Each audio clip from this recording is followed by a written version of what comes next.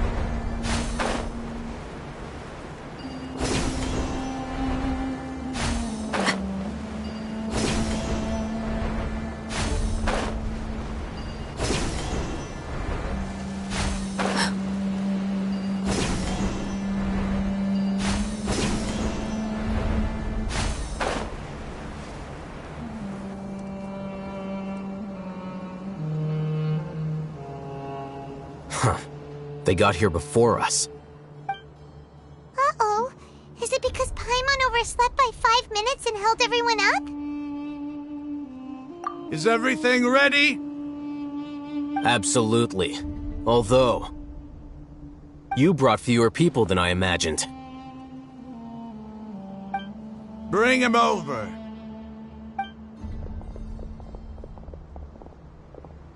Grandpa! Why is there only one of them? Rahman, I've always thought of you as a man of his word. What's this about? It's a one-for-one exchange. Sounds fair, don't you think? And let me put it this way. Agreeing to any kind of deal with the Dendro Archon's people is already a huge compromise on my part. Don't you think you've asked enough?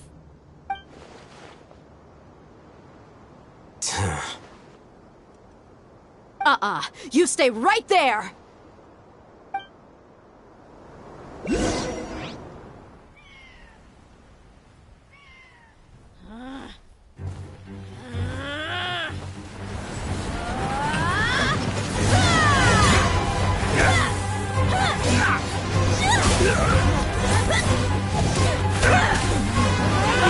Wait, mate!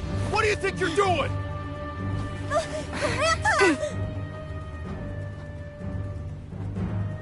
Don't you see this blade here? You coward! Why are your hands shaking? Wait a second! It's a earthquake!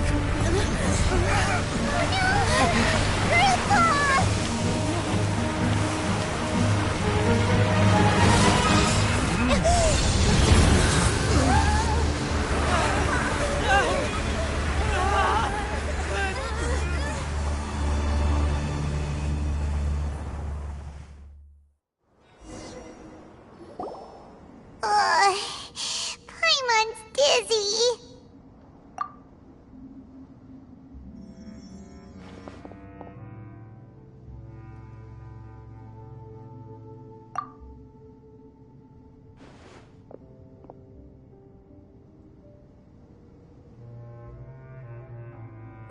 This day's going just great. What a nuisance. The sand dune collapsed. I saw an energy field. The village keeper protected us. It glowed green with dendro. Just like you said, it may well have been the remains of Lesser Lord Kusanali's power inside the scholar's body.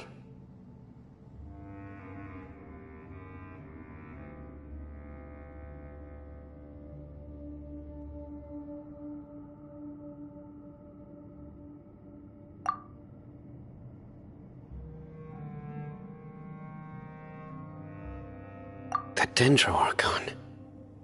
The present one. Grandpa? Grandpa? Oh no, he's getting confused again. Hey, look around you. There used to be a temple here?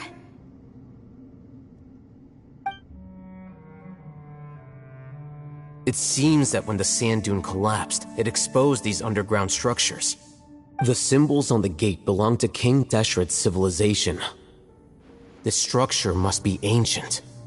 Over time, the sandstorms completely buried it and left it in the state we see now. It could have been an underground palace in the distant past. Oh, a miracle. Praise King Deshret! What's he doing here? And his men too? They must have fallen down here with us. Pretty lucky if you ask me. Most of them seem in really bad shape. Except for him. He got off lightly. Mind your head. No, this isn't the time for conflict. Our exalted lord has shown us the way to his sacred palace. He's not actually gonna go in there, is he? As it happens, I want to take a look inside too. What are you doing? Don't you think it's curious? 1 minute, Lesser Lord Kusanali's power protects us from harm, and the next, remnants of King Deshret's civilization appear. 2 major deities are vying to showcase their power to us. It would be a shame not to witness them both. Paimon thought you weren't interested in gods. Indeed. In my view, gods are just a higher form of living being. Or creature, you could say. New discoveries are always worth investigating. Whether they have anything to do with gods is neither here nor there. Rahman, what are you gonna do about your men? I'll just let them lay here. King Deshret will take care of his people.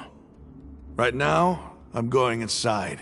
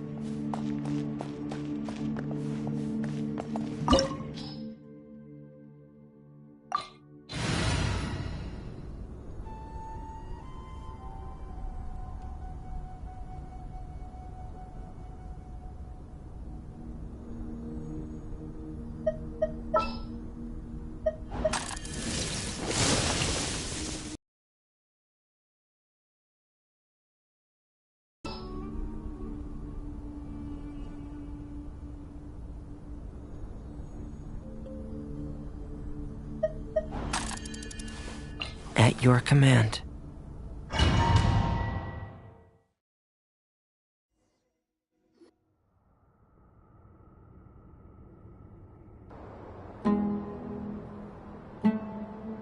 It's full of life here.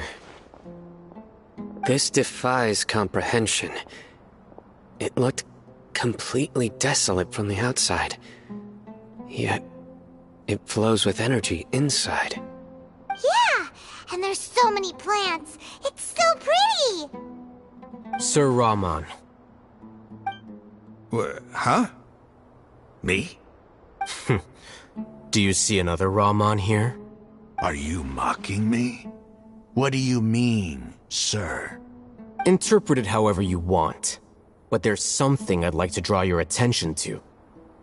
While this structure is clearly left over from King Deshret's civilization, the energy that flows in here is that of the Dendro Archon. Whatever you say. It's not like I have a vision. There's nothing to be angry about. Think of this as an academic journey. It does seem kinda strange. If that's true, then we might have to explore this whole area to find an explanation.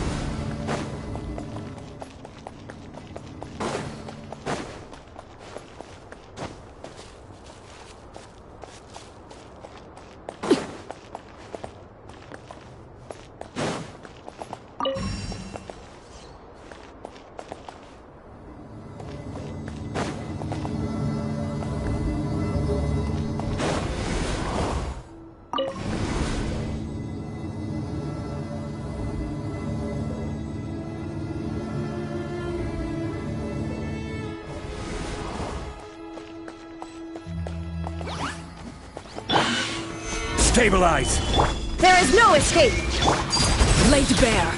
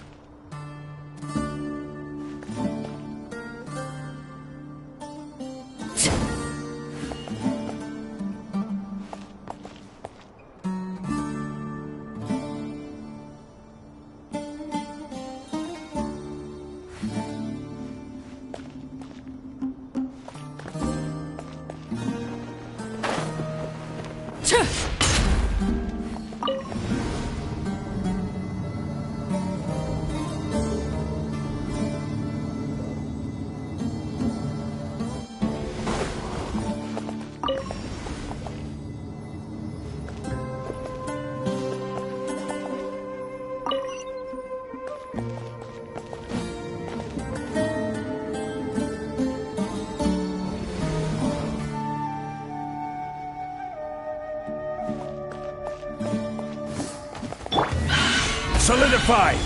Shine down! Overruled! Everlasting as the moon! Transfixed!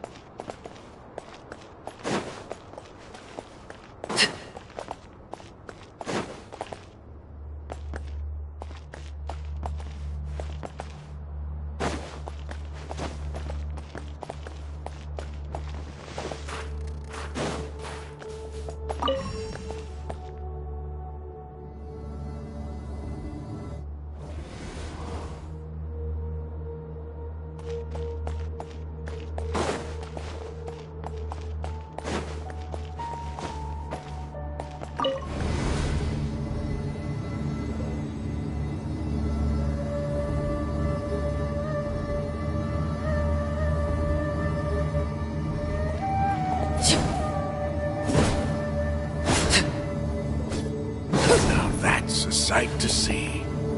King Deshret's splendor surrounds us. There's so much vegetation here. It's different than what I expected. Sure are a lot of plants for a desert. That's what I call divine providence of King Deshret.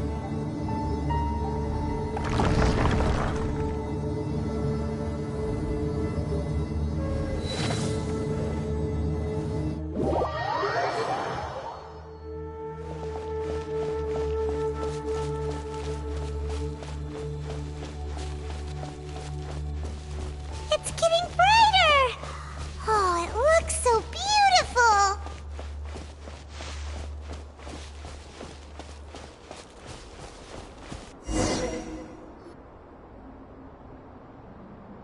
Wait. What's that?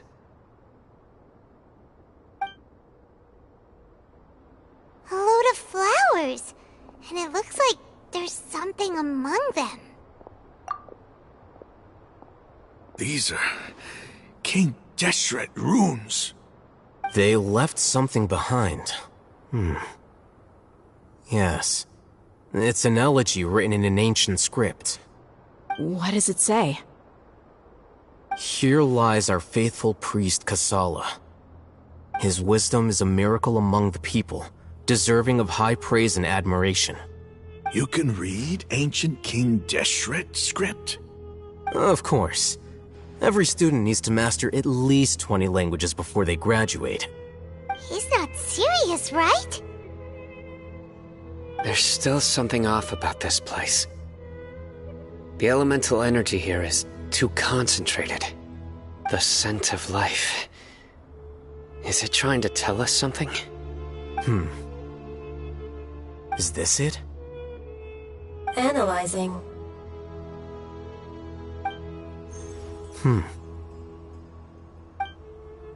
There seems to be a hidden message among these skeletal remains. Excellent. There's a device from King Deshret's civilization in this gravesite.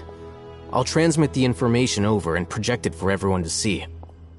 Isn't sharing knowledge against the Academia's rules? Yes. However, under the circumstances, I'd prefer you to see this for yourself. You'll understand after watching it.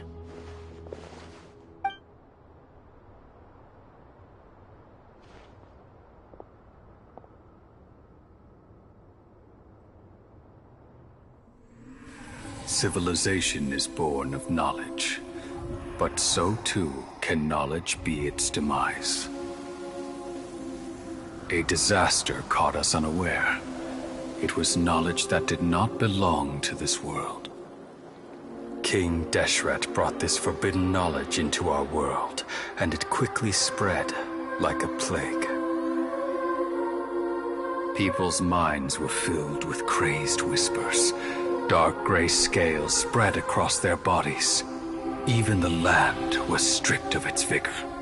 Only a desperate, deathly silence remained. Were it not for Greater Lord Rukkhadevata from the forests, the damage would have been irreversible. She summoned the priests to build temples and infused into them the divine power of life. The disaster was miraculously tempered, and the embers of our civilization were preserved in Aru village. Alas, the miracle could not last. As long as forbidden knowledge continued to exist, it would forever blight this world.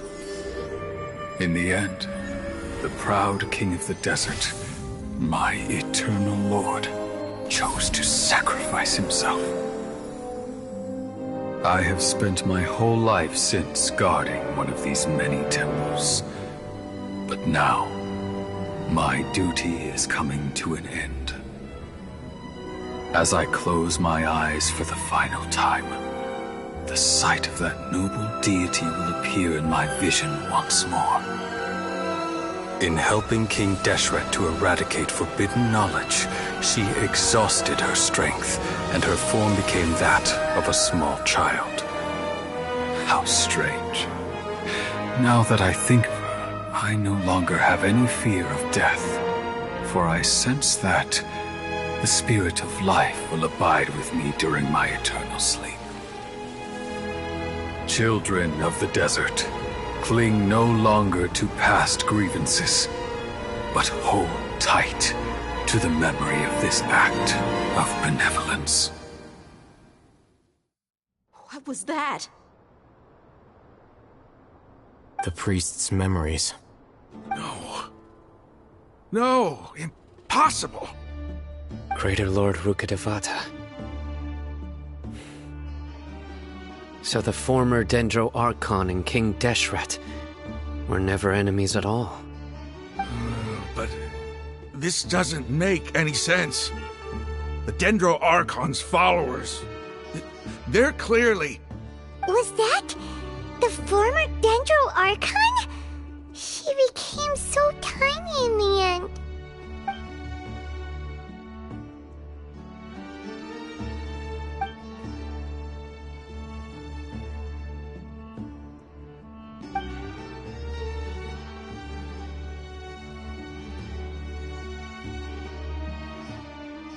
You might be distrustful of the Akasha, but there's no reason for you to doubt King Deshret's technology. You've just witnessed his priest's last words. I've never heard about any of this before. The surviving followers of King Deshret all gathered in Aru village. Our god did not make mistakes. We refused to believe any of the rumors. King Deshret's death, the all but total annihilation of our civilization. It was all Greater Lord Rukkhadevata's doing. We saw her as nothing more than a traitor, who stabbed us in the back in our moment of crisis. Just like us humans. Fighting, feuding, double-crossing each other to survive in the desert. You were blinded by your prejudice.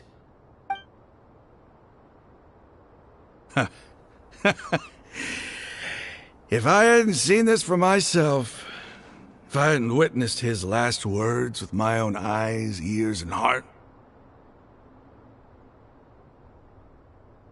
how could I ever begin to accept this?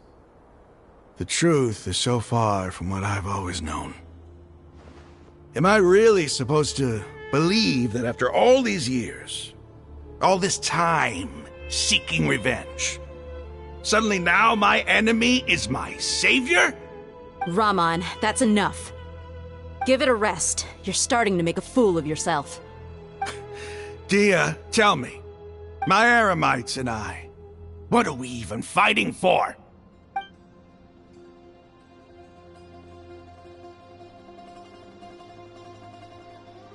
Hey, how you doing? I'll live. Thanks. I should probably go. Can't just stay here forever. What's your next move gonna be? Oh, I know what you're going to ask. I feel deeply ashamed of everything I've done. You'll get everything you're asking for. But please, give me some time. After everything that's happened here today, somehow I need to explain it to the others. It's not gonna be easy. Well, I guess that's for me to deal with. Dia, this is where our camp's located. Make a note of it. When would be a good time for us to go? Tomorrow, I'll convince everyone that we're all on the same side. And I'll return every last one of your There are other resources responsible for all this that need to face the consequences of their actions. That must have been rough, but he seems to have figured things out now. Ramon's no fool. Being the leader of your own faction in the desert is no easy feat. It's too bad he was held back by his belief in King Deshret. But now that that's changed, I guess we have a few more people on our side.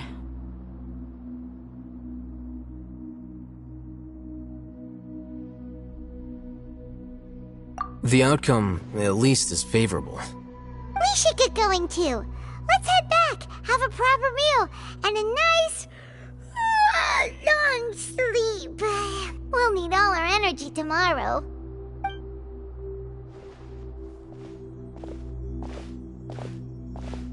Sino, we're leaving! Stop yelling.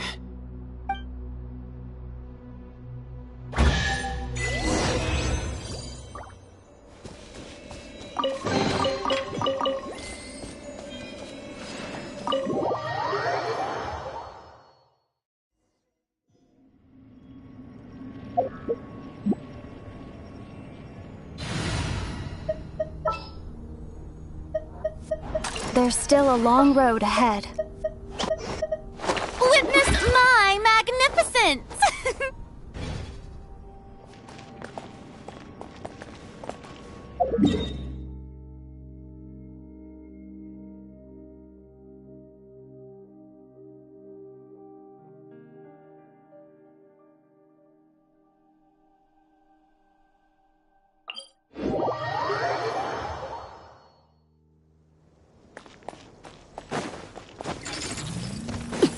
Laid bare.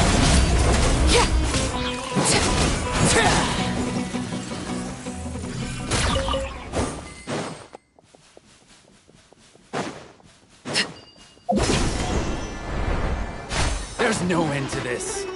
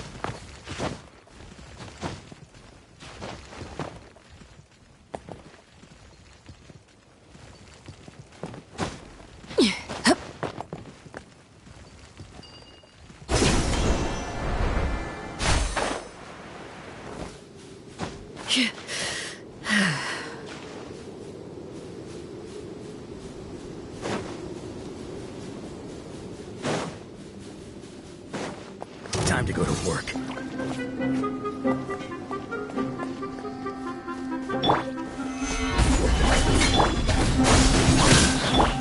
Transfixed! We'll meet again.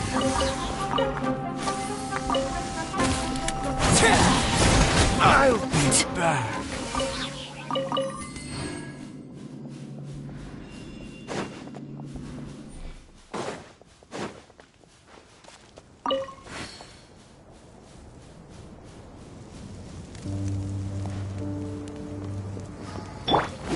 Stabilize!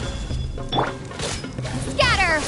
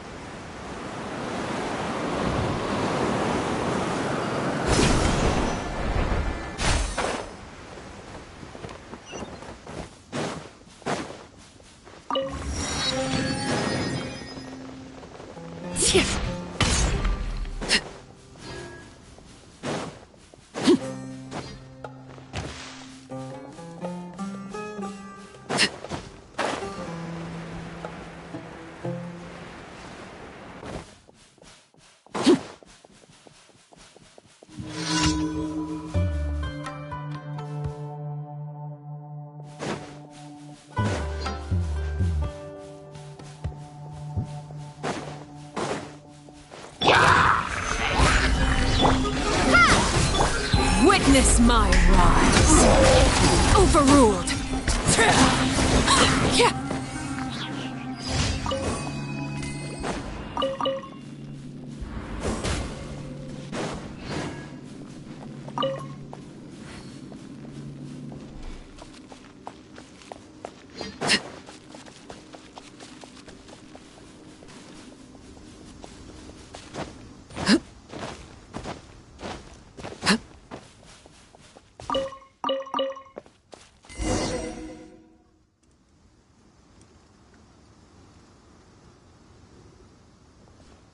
Raman, we're here.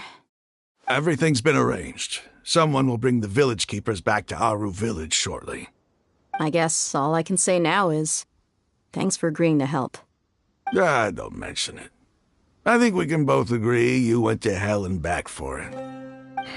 But we share a common cause now. From here on out, we're allies. Where are the perpetrators? I'll bring you to them. Follow me.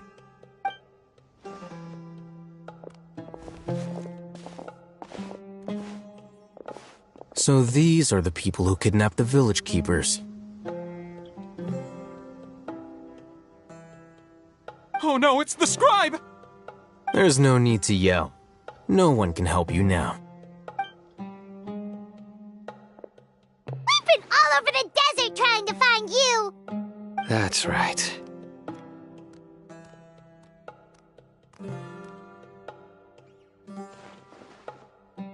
General Mahamatra? No, no! Make it quick, please! Swift and painless! Whoa. The moment they set eyes on Sino, they turn pale like they've seen a ghost!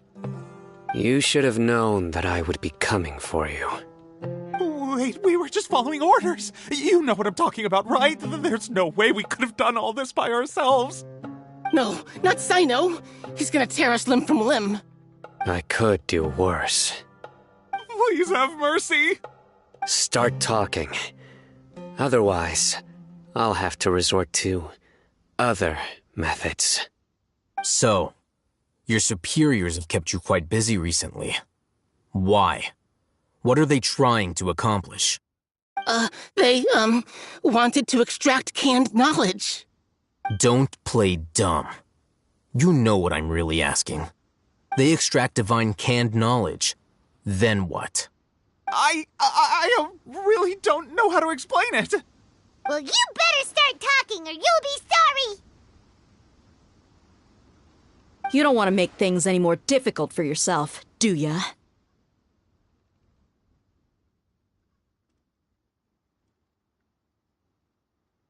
Be my guest.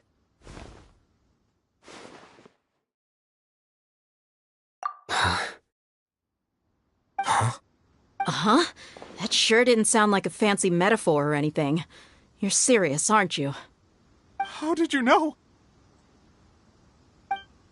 There's no use hiding it now. Yes, you're right. The Academia is working on an important and potentially world-changing project. They are creating a new god. A god that will belong to them and to the people of Sumeru. It may seem as if Sumeru's academics are thriving, but ever since the death of Greater Lord Rukkhadevata, scholarly breakthroughs have been few and far between. The withering of Irminsul has been getting worse recently. The sages have tried everything they could think of, but nothing's worked. I'm always hearing them say things like, if only Greater Lord Rukkhadevata was still with us. Continue. And then, someone from the Fatui showed up. They called him the Doctor. He brought a gnosis and said he wanted to borrow the Academia's research facilities. The Doctor was previously expelled from the Academia. At first, the sages looked down at him in disdain. But when he said those words, everyone's expression changed. He asked them, "Do you wish to create a god?" This is what the arrogant ignorance at the extreme end of academia looks like. First, the Academia spent a long time constructing a divine vessel, which was based on an exquisite humanoid puppet. After that, they harvested dreams via the Zeb-Zerus Festival Samsara, maximizing the Akasha's output. With the doctor's help, and the Akasha now functioning at maximum efficiency, they were able to use it to extract the power from the Gnosis and convert it into a divine core. Next, they decided that their new god needed to possess divine wisdom. For that to happen, they needed a huge quantity of divine canned knowledge. It adds up. But how do you determine whether the knowledge extracted is of divine origin? Call it an educated guess? The Academia has been trying to figure out the exact source of the scholar's madness for centuries, but to no avail. Nobody can explain the cause of this phenomenon. Surely you can see what that implies, Scribe Al-Haytham. If it's knowledge no mortal can comprehend, then it must be something only gods are able to decipher. In other words, it's the source of the God of Wisdom's omniscience and omnipotence.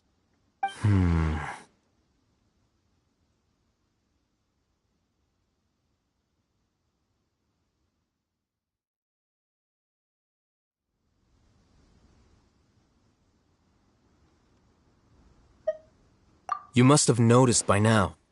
The Academia doesn't care about who their god is. It's the ability to exercise control over knowledge and wisdom that matters. It is as if they are cursed with a desire for omniscience and omnipotence that burns in their blood. Some organisms demonstrate phototaxis, and thus orient their entire lives in respect to sources of light. For the sages, their only source of hope is the existence of a deity who embodies the acme of wisdom. This is but a form of phototaxis. For many scholars, the absence of a god of wisdom means stumbling in the darkness for the duration of their lives. Then what does Lesser Lord Kusanali mean to you? Is she not a true god present in this world? If you already have a new god, why try to create another one? From the beginning, the Academia has never treated her as a god. When the Academia first discovered Lesser Lord Kusanali, the newborn god of wisdom, the sages hoped that she would be as wise as Greater Lord Rukkhadevata. But upon evaluation, they found that at the time she possessed no more intelligence than any ordinary human child. The sages never had a ruder awakening. This forced them to accept that Greater Lord Rukkhadevata had indeed passed away. Not to mention that Lesser Lord Kusanali's Gnosis had been used to power the Akasha this entire time. By herself, she has neither an Archon's raw power, nor the spectacular insight expected of a god of wisdom. Slowly but surely, people began to forget about her existence. So, this is the path the sages have chosen.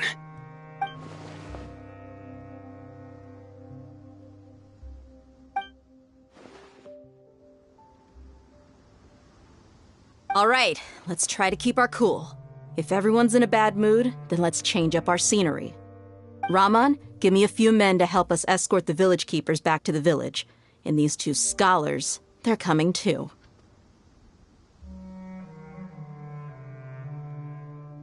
Sure, as you wish.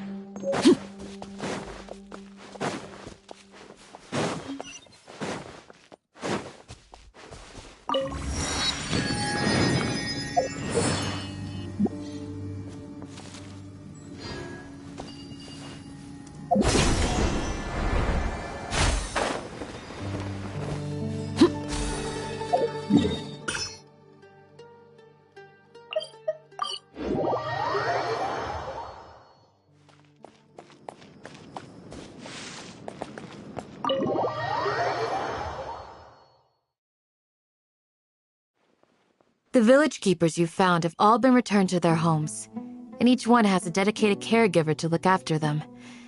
The two new scholars are being kept under close supervision, too.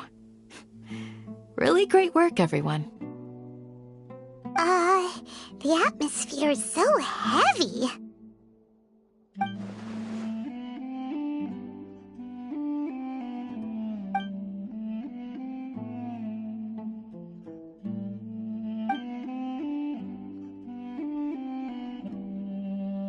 Hey! Say something! Stop spacing out!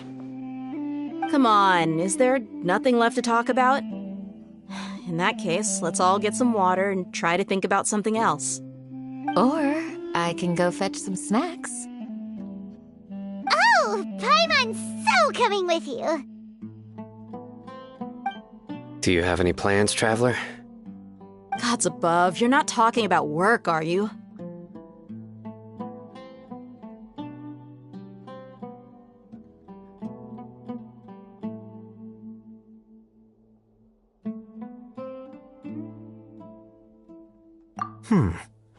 So you were still withholding some information?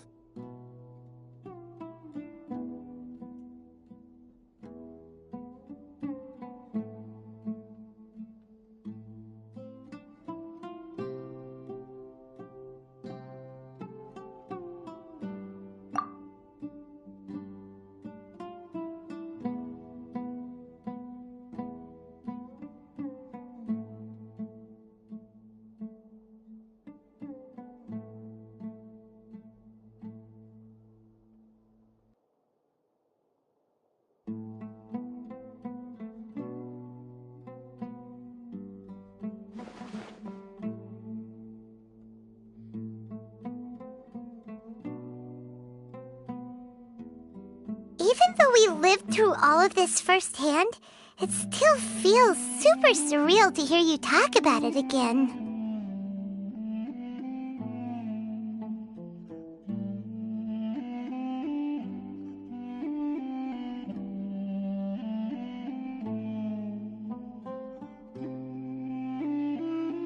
What a whirlwind of a story. I felt like I was holding my breath the whole time. It seems like there'll be more issues to face in the days ahead than I'd anticipated. Still, now's a good time to make our next move. Now that Ramon's joined us, we'll be an even stronger team. It's time to make a plan. Indeed. These events are a flagrant transgression of the rules in every sense. We cannot allow it to continue. So, everyone, are we on the same page? Crush the sages and rescue our god. That is our ultimate goal.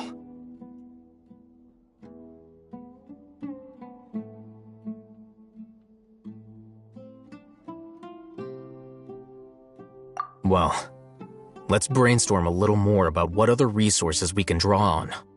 The next time we gather here, we must have a solid plan. Yep, it'll work out for sure.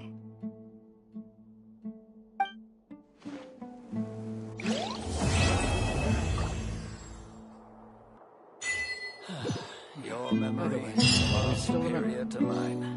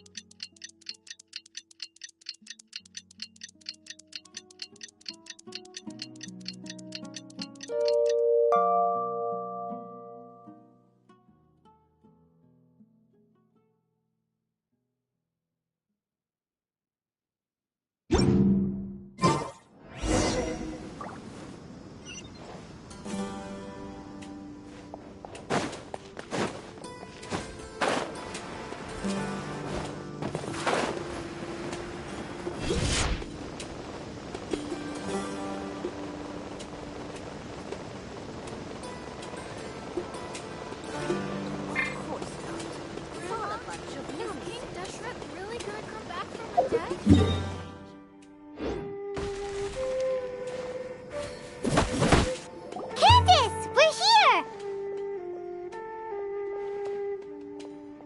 Has everyone arrived? Everyone is already waiting inside. Well, what are we waiting for? Let's join them! Please, wait a moment.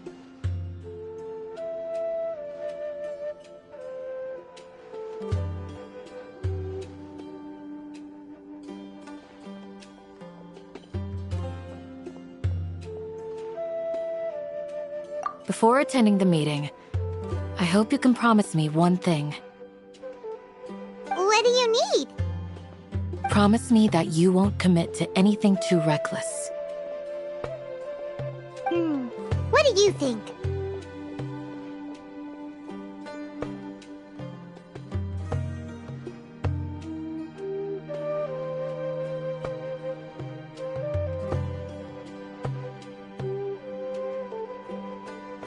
Okay.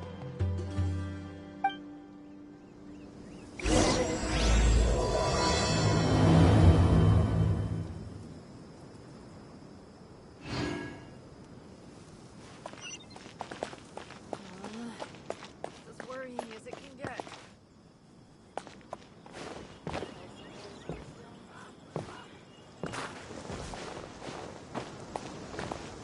Grandma, is King Deshret really gonna come?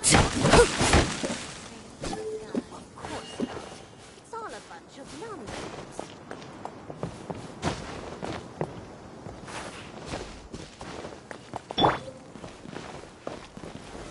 Gather!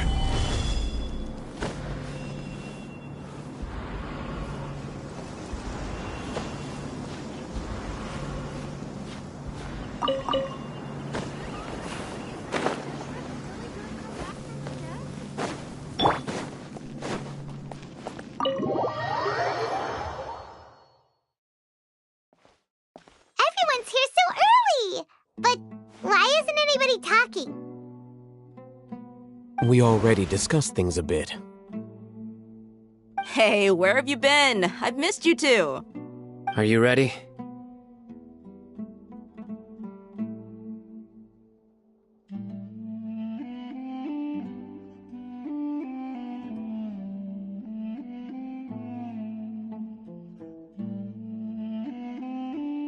Very well.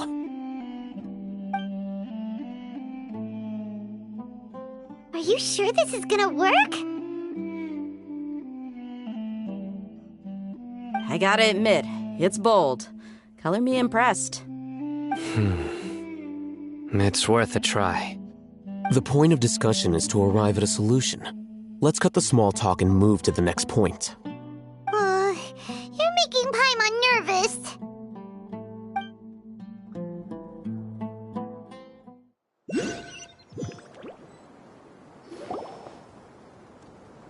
You're finally done. I have some other stuff to take care of. Catch you all later. Come on, don't give me that face. I know what you're going to say. I'll be careful. That's what I wanted to hear. Take care.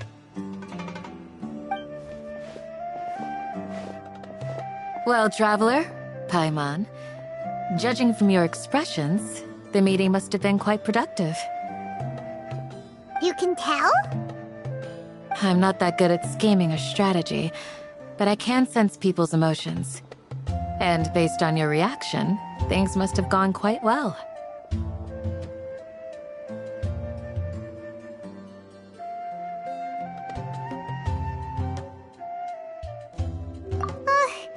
Paimon's a little worried. Hopefully nothing will go wrong.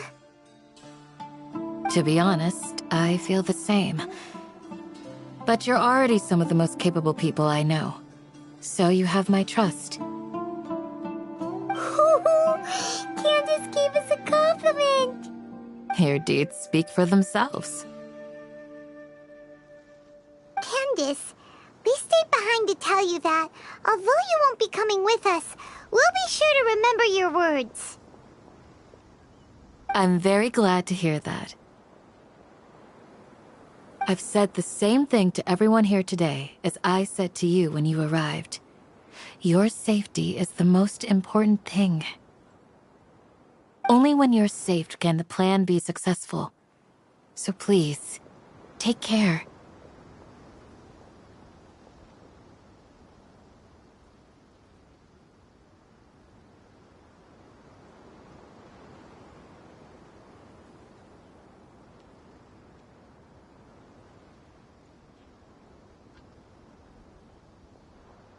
You're welcome. And thank you for taking my advice. Good luck with everything. I'll be here in the village praying for you.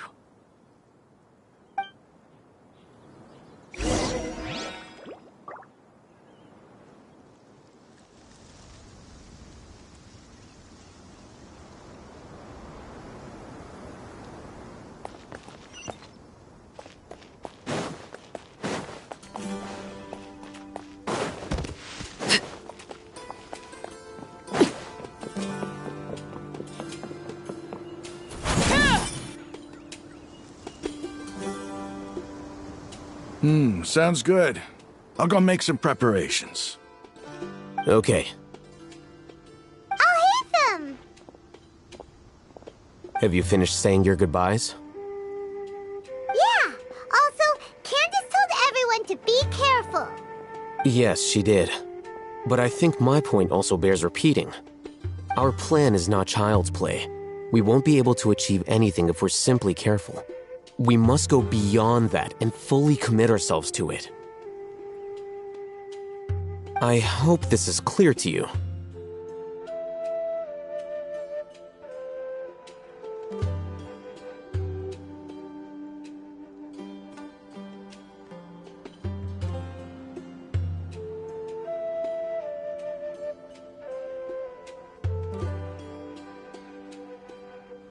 Huh? Shouldn't you be saying something more cheerful to boost our morale right now? Didn't we already do that during the meeting? You can never have enough words of encouragement. In that case, Candace can cuddle you to your heart's content while I continue to remind you of the seriousness of our situation. We all have our jobs to do, after all. It's like how some people can be put in charge of logistics while others will fight on the front lines.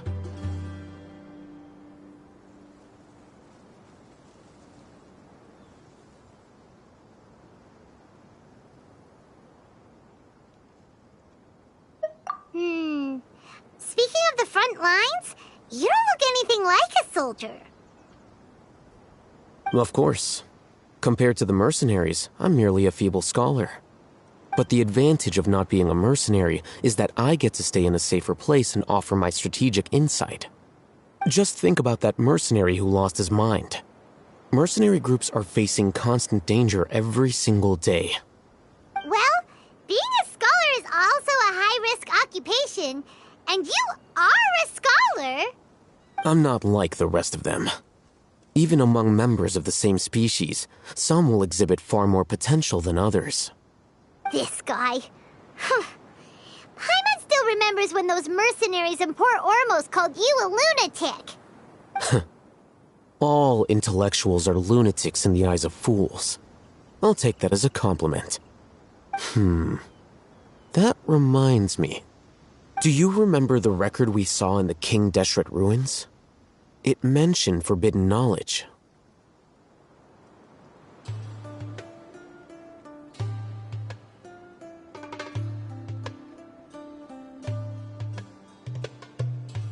You have a good memory.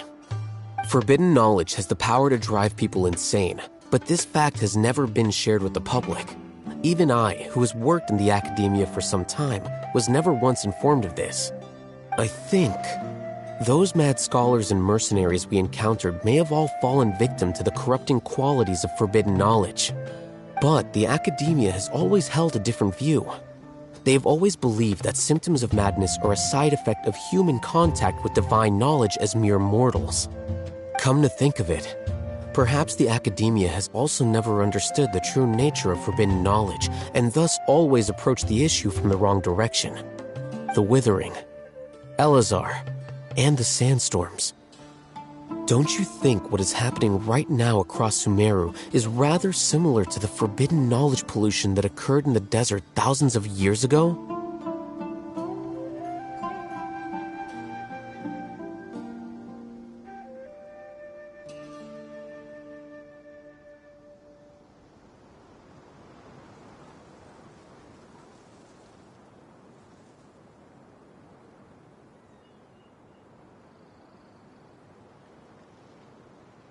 But Paimon thought that Irminsul's disease is what caused the withering in the sandstorms. At least, that's what Tainari told us. Wait a second. Could it be that... Ah, you've connected the dots. The cause of Irminsul's illness may precisely be the pollution from forbidden knowledge. But if that's the case, what should we do? This is huge!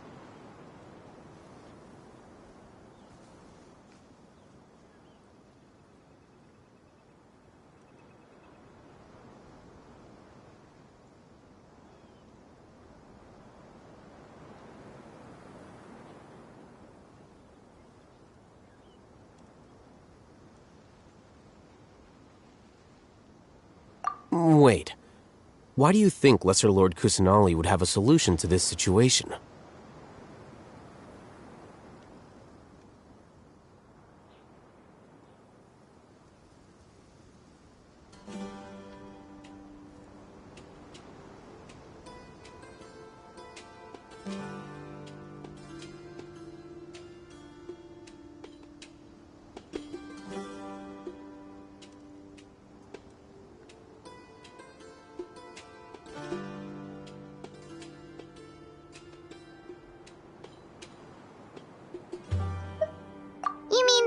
It's related to the scene you saw when you passed out in the Avidia forest?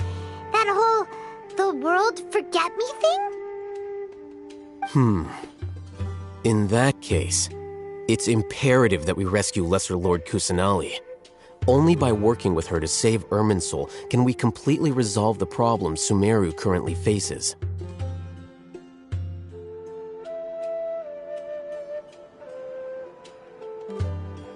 To make sure we're still on track, I would like to check on the state of some of our preparatory work. Where are we going? To an Eremite base.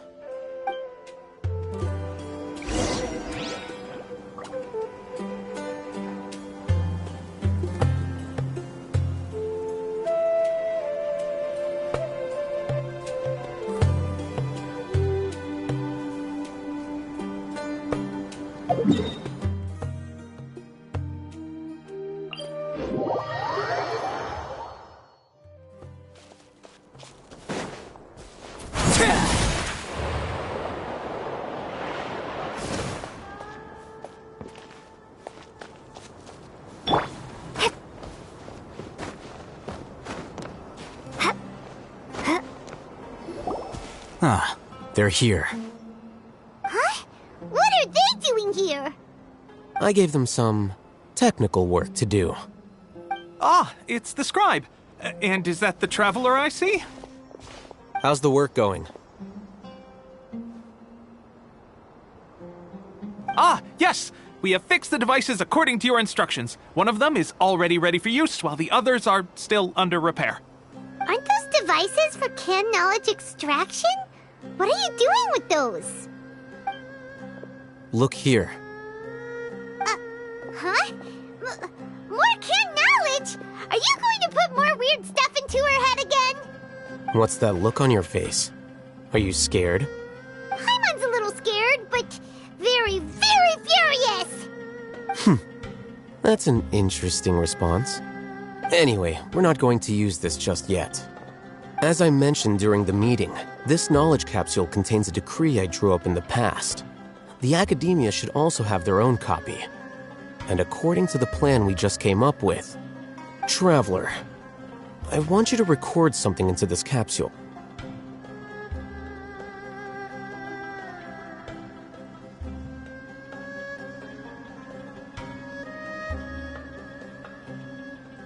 Do you believe we can save Lesser Lord Kusanali?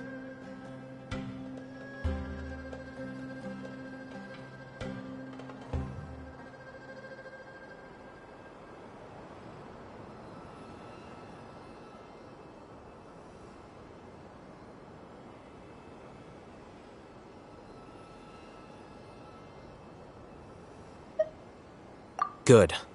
Conviction is the most important part of all of this. Now, please get ready and put on this device. You want us to record our conviction into the knowledge capsule? Yes. Paimon is still really worried. I understand, but trust me, Paimon, this is something we have to do. It's best if you can do as I say. Because, to achieve this impossible task, it sounds like you'll need to fool your own heart first. Although it may feel like a trick, self-encouragement may be the most important tool we have. Paimon can see the point you're trying to make.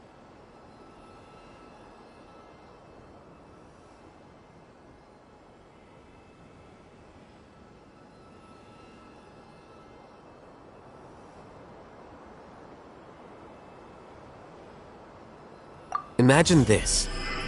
We have orchestrated our plan and successfully rescued Lesser Lord Kusanali.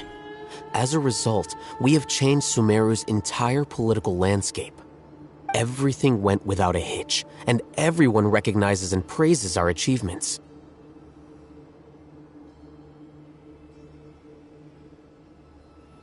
Now, open your eyes.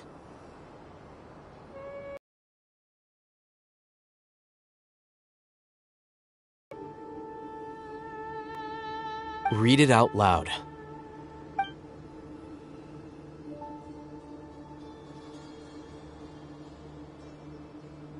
It's done.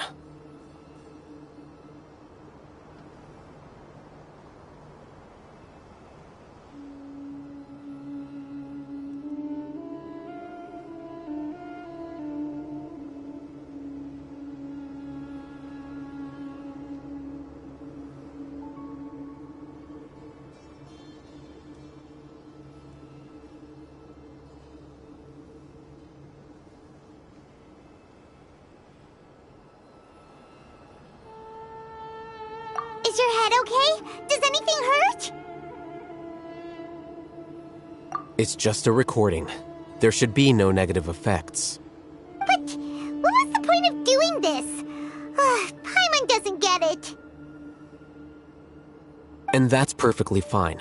In any case, these capsules aren't meant to be used by you. Huh? What do you mean? Have you forgotten? Our plan needs to account for those who have long relied on the Akasha. You may find it hard to believe, but for those people, everything the Akasha transmits to them is nothing short of absolute truth. Imagine if you've been using a device like the Akasha since the day you were born, and this device has always supported you during times of need. After all that time, what do you think you'd become? A fool? A machine? A slave to orders. And that's why rules are so important. In addition, those who understand the rules can delineate boundaries and identify gray areas. But why would you need to identify the gray areas? You could say that those kinds of ambiguous zones can be very interesting. One might even say they're advantageous in the right hands. Things you're interested in are really out there. Are all Sumeru scholars like this? Anyway, that's enough chit-chat. I'm going to take those two to work on some small projects. You can head to Caravan Rebot and start preparing for the next step. Small projects? We're going to tinker with the Akasha terminal and make a few modifications.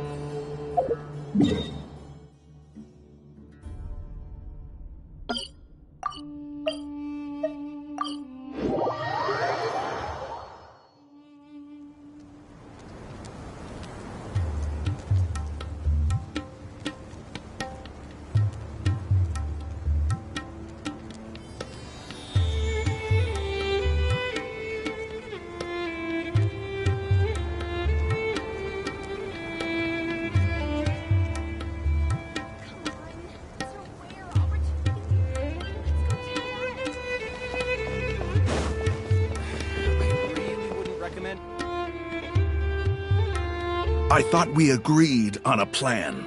How can you go back on your word? The plan is too radical and carries a high risk for casualties. I've given it a lot of thought. And in the end, I still can't agree to it. But it's still the best plan we have.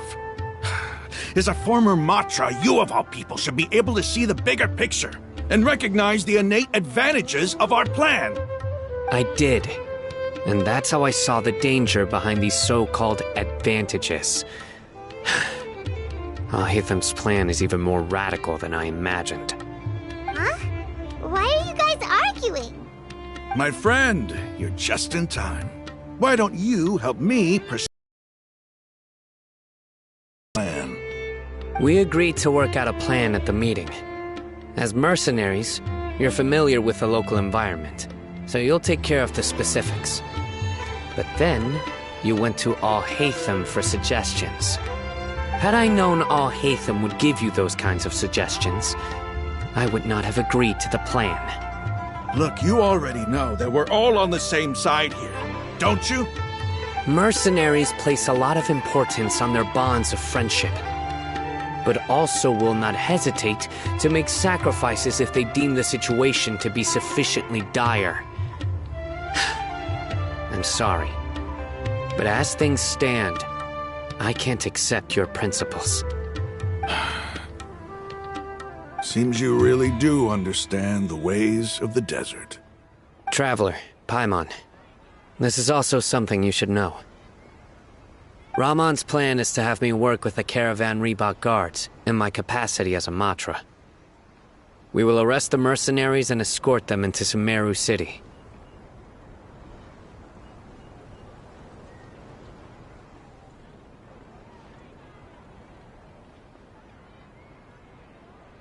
Wait, how can we work with the guards? We can't get through that wall easily, remember? Caravan Reebok would never let so many unregistered members of the Eremites enter Sumeru City. My plan will clear us of any possible suspicion, and also let us enter the city as a big group. There is no better way. That also sounds like something Al-Haytham told you. Am I right? Doesn't Al-Haytham know how dangerous this plan is? Of course he does. He told me. There is no perfect plan, but this can get the job done. He also said that with the help of Sino and the Traveler, our chance of success would increase significantly. I never blindly trust anyone, and I've always had a good eye for people. I think he made a number of valid points. It's my own choice to trust you. If I make the arrests alone, I can control myself and prevent you from getting hurt. But I can't guarantee that kind of discipline from the guards. To make the whole thing more convincing, you'll need to resist to some degree. Casualties are inevitable once push comes to shove. I'm okay with the deaths of enemies. But now that we're allies, I'm against the meaningless loss of our own. I can't believe a Matra would actually care about us. I've lived a hard life, and I can say that people like you are hard to come by. I've always treated my allies with honesty and respect. They have the right to know important things like this. Now you're making this hard for me. Hey, is there something we can do to help?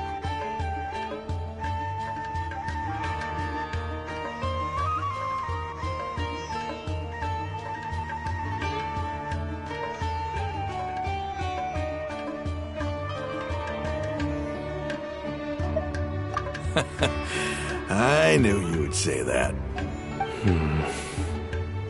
We can help fight some of the mercenaries, which should reduce the number of times you'll have to struggle directly with the guards.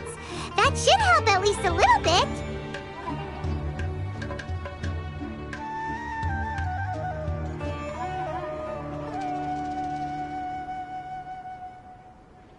Sino, on behalf of my people, I thank you for your kindness. But this is a mission we cannot turn our backs on. We strongly value the lives of our friends, but the goal we are about to achieve is even more important. We have no fear of casualties, because we crave the spoils of victory. So please, lend us your support. We will show you the determination of us desert dwellers. Well, now that you've put it that way, I can no longer refuse. But remember, you need to follow the plan and not do anything reckless.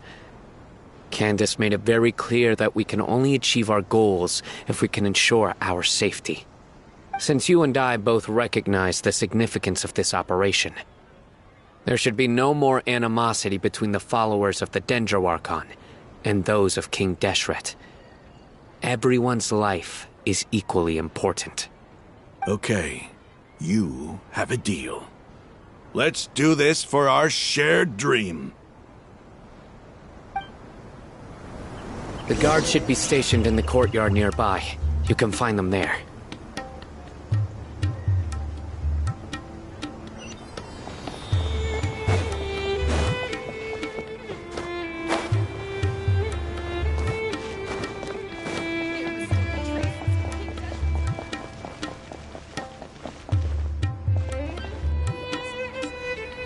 Guards!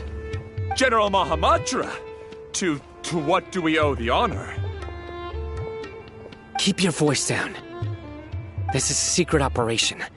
I'm going to arrest a large criminal gang near this location. According to the Academia's Guide and Regulations on Secret Operations, I have the right to ask for the cooperation of Caravan Rebot. Ah, of course. Mahamatra Sino's order is the Academia's order. Just let us know what you need. But who exactly are you planning to arrest, and how many people are you expecting? Depending on the scale of this operation, we may need to report it to our superiors. They're a squad of Eremites whose number is comparable to Ain el Akhmar in Port Ormos. They're involved in the theft and resale of supplies from the Academia. As many as Ain el Akhmar? This should definitely be classified as a joint operation. Then I suggest that you report this to your superiors as soon as possible, and treat it as a top priority desert operation. I will need personnel. Got it. Please wait a moment. I'll contact them immediately.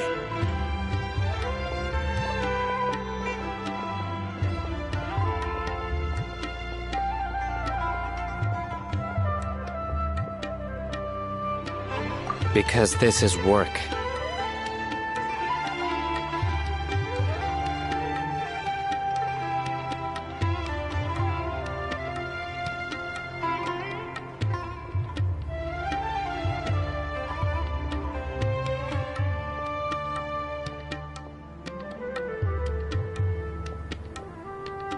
Because I trust you. Paimon can't believe you're still in the mood to chat. This whole thing has Paimon scared stiff. Aren't you even a little worried? What if these guards already know that you have betrayed the Academia and are no longer their General Mahamatra? Even if that guard doesn't know, their superiors might, right? We discussed this, remember?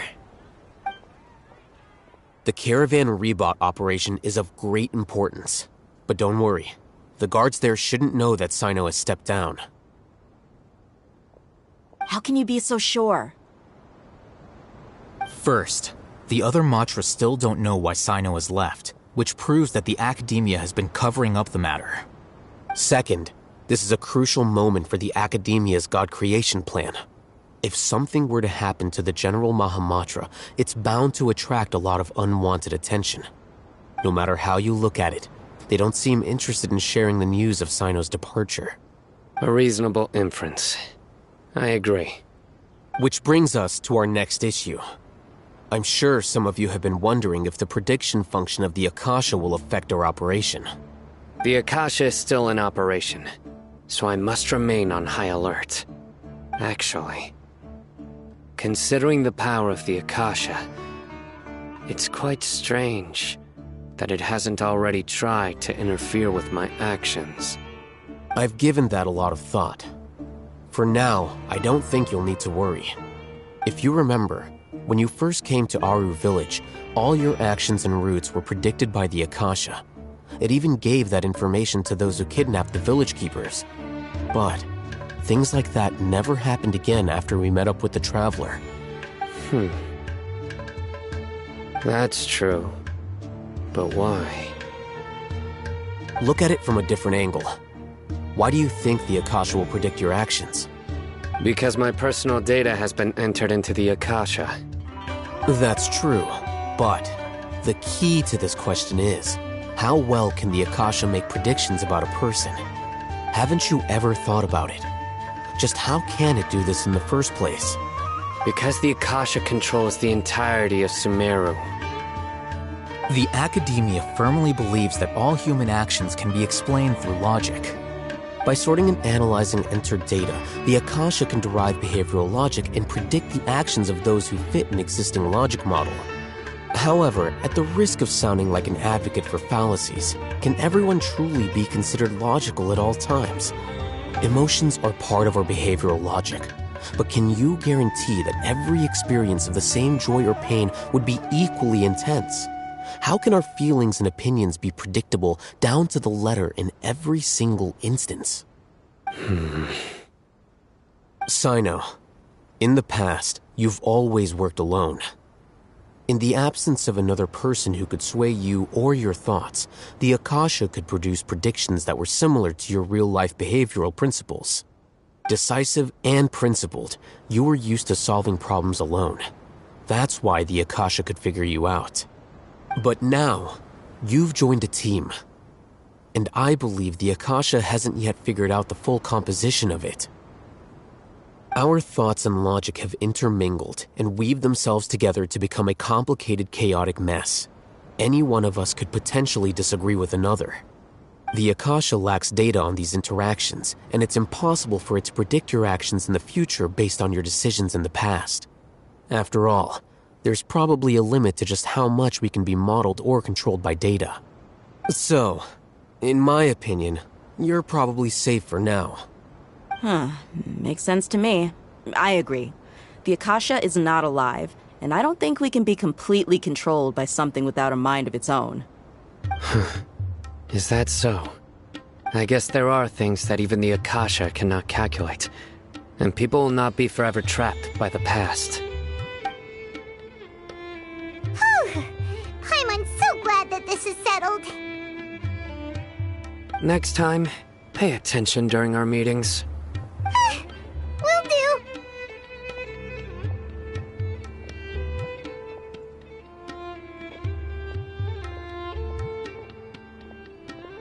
Just remember to stay vigilant. Footsteps! General Mahamatra, we were not expecting your presence here. I'm the security officer of the Great Red Sand District. My name is Luxembarbo. This is my assistant, the Traveler. She will be working with me. The construct next to her is for her work. Beep! Construct, beep! What a great honor to meet you. Your golden hair is as bright as the sun. And, is this the latest technology from the Academia?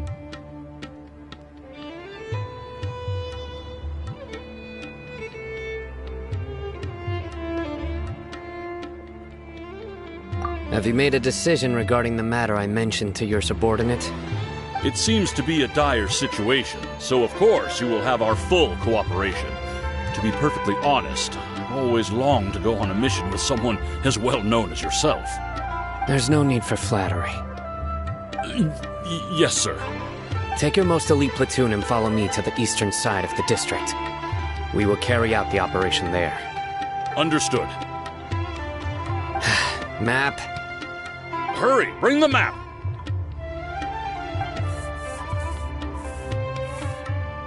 In 2 days, we will engage Ramon's Eremites and capture all of them. Any questions about the time or location? None at all, sir. Good. See you then. Yes, sir.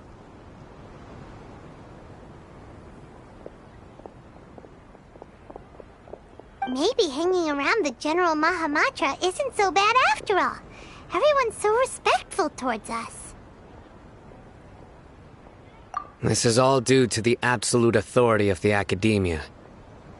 And now, we're going to strike back against that massive pillar of power. Get ready. We will move out in 2 days.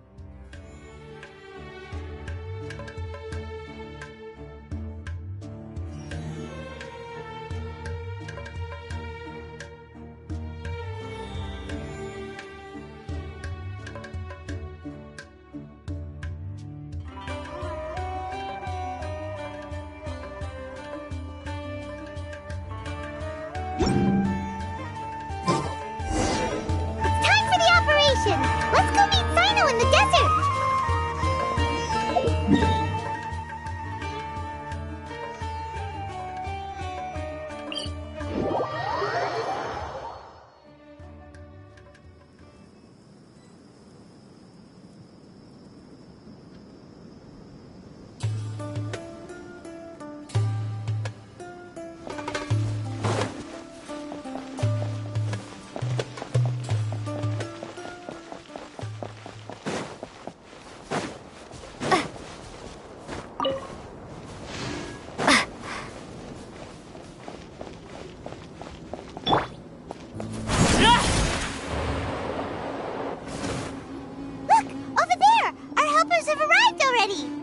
Let's hurry over!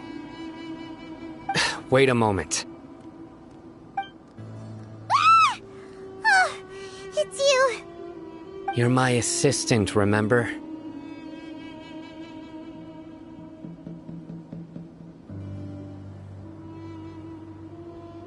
Being my assistant, you must stay with me.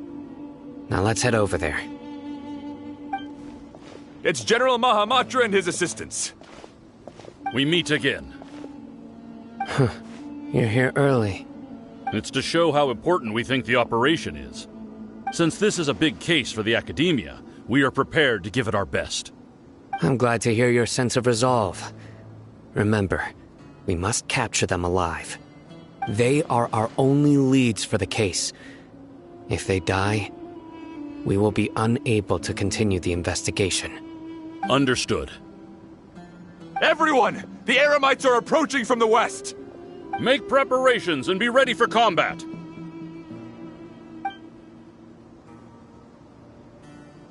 Halt! Oh? What a warm welcome! What do you want? Judging from those shiny weapons in your hands, it seems like you're not interested in a deal. Rahman, the Academia has caught wind of your smuggling and illicit sales. If you value your life, I advise you to surrender. Who are you supposed to be? A Matra from the Academia? I can't believe you came all this way just to catch us. I'm not here to talk.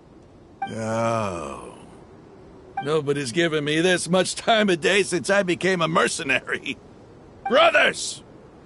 For that slight, let's wash our blades with their blood. Let's show them we Eremites are not to be messed with.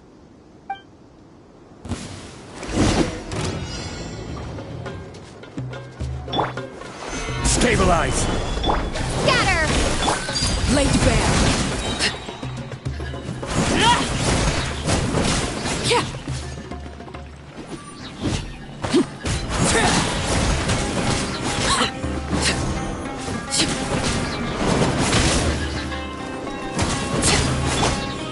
Gather!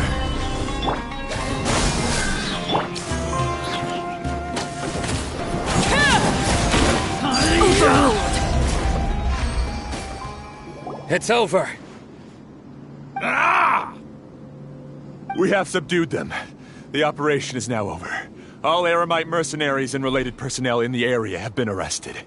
Ah, you pitiful Dendro Archon dogs! You'll regret this! Restrain them and take them back to Caravan Rebot. Count their numbers and send them to the Academia as instructed by the General Mahamatra. Yes, sir!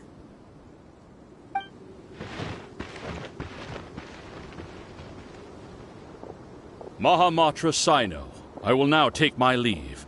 If you need further assistance, please come to Caravan Rebot and ask for me. Understood. You are dismissed. There they go. Let's talk elsewhere.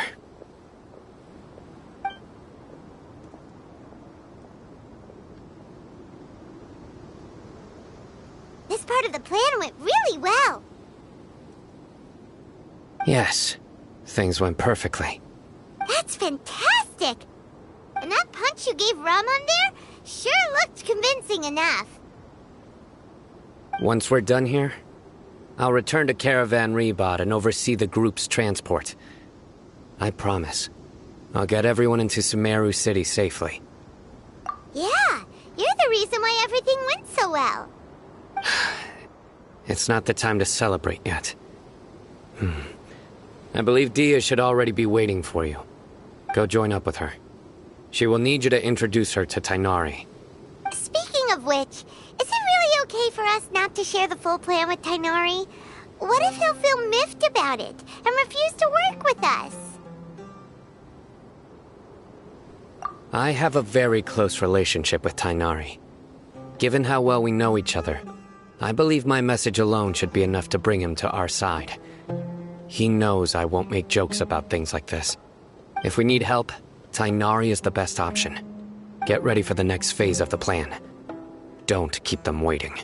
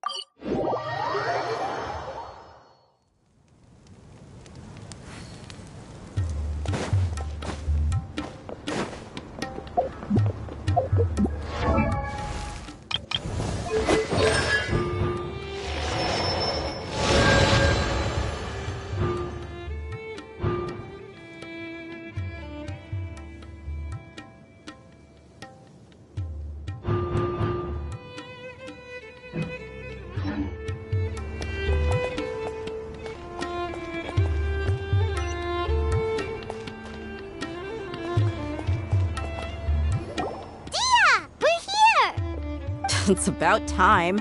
Didn't you say our part of the plan is the most important of all? And here you come rolling in late.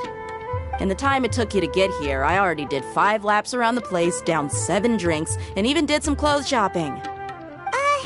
Sorry. We didn't mean to keep you waiting. I just wanted to fix your attitude and rub it in a little. After all, you took your sweet time getting here, and we've got important stuff to take care of.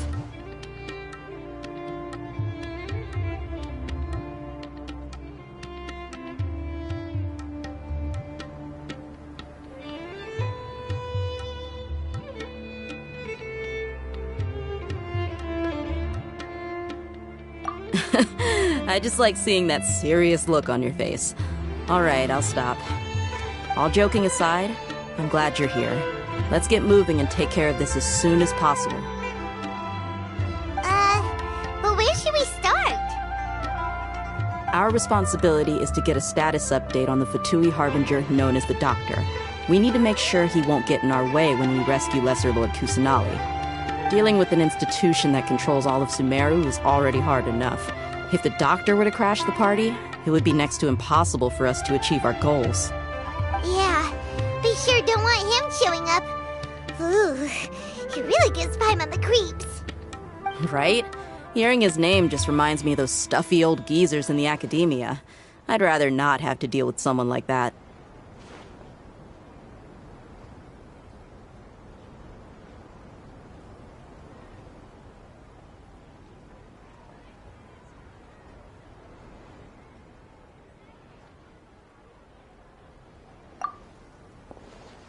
According to the plan, we should first go to Pardis Di and ask for Forest Watcher Tainari. If all Hatham and Sino's sources are solid, then we can be sure that Tainari still has the Academia's trust. So, we'll find Tainari and convince him to get us the latest intel on the Doctor. Then, depending on what we learn, we'll make any necessary adjustments to our plan. The sages have placed spies everywhere on the other side of the wall. I'll follow you as a bodyguard.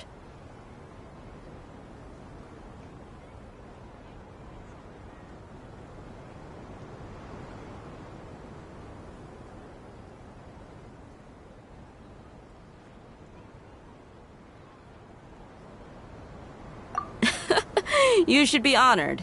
I don't offer my services to just anyone, you know. But Paimon thought mercenaries would do anything for Mora. That's certainly true. But when multiple employers are vying for your services, you should always go with the best offer. Let's see. If I were to charge you a bill, I guess I can apply a discount. How much Mora do you want? Paimon's not sure we can afford it. How much do I want? Hey, how about paying me with a smile? What do you say? I haven't seen you smiling much recently. If you ask me, someone like you must look lovely when they smile. Come on, give me a smile so that I can be less worried.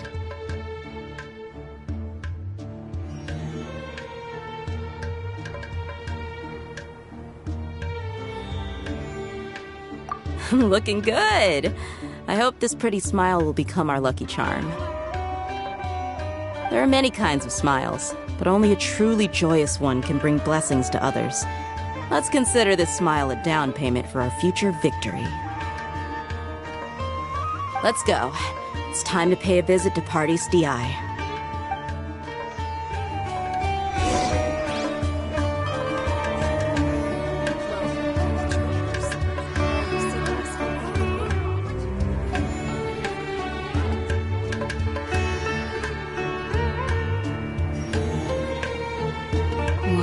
Children be up to? Never mind. Let them do as they please.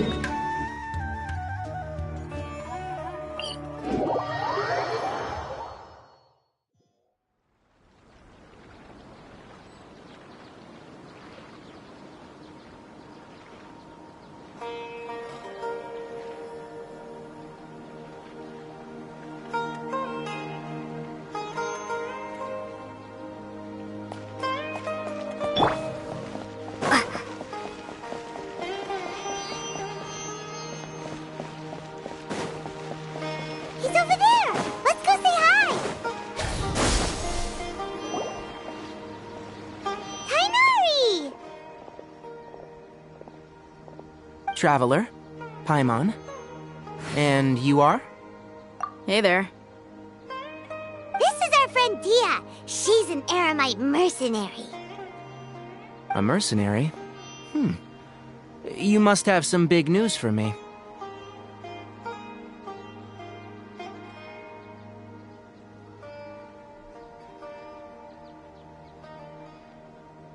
It's something really important. Please help us out. All right. Then follow me.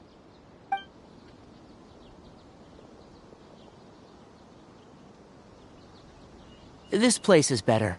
We won't be disturbed by any passerby. Okay. What is this important thing you want to ask me?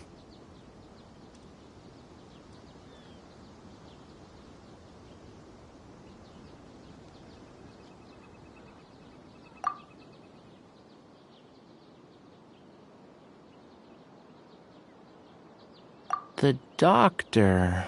He's that strange-looking Fatui Harbinger with the mask. Paimon thinks he has blue hair. Yes, I know him. Actually, he left Paradis Di just a little while ago. He left already? Yeah. He came looking for me. Can I ask what it was about? Sorry to ask you like this after having just met, but your answer is very important to us. For now, all we can share with you is that your friend Sino is working with us. Sino, you say?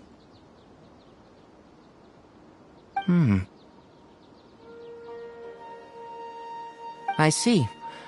So that's why he hasn't been at the Academia. Okay. I'll answer your questions and will assist you any way I can. You don't have to tell me everything that's happened. Sino's name really does work wonders. You're not even a little worried that we might have made it all up? Despite having just met you, I can sense that you're the serious type. Between you, the Traveler, and Sino, none of you strike me as the type that would conspire to deceive me.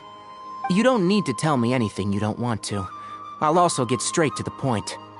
The Harbinger you mentioned came to me because he wanted to take the scholar Hypatia away with him. Hypatia? Why would he want her?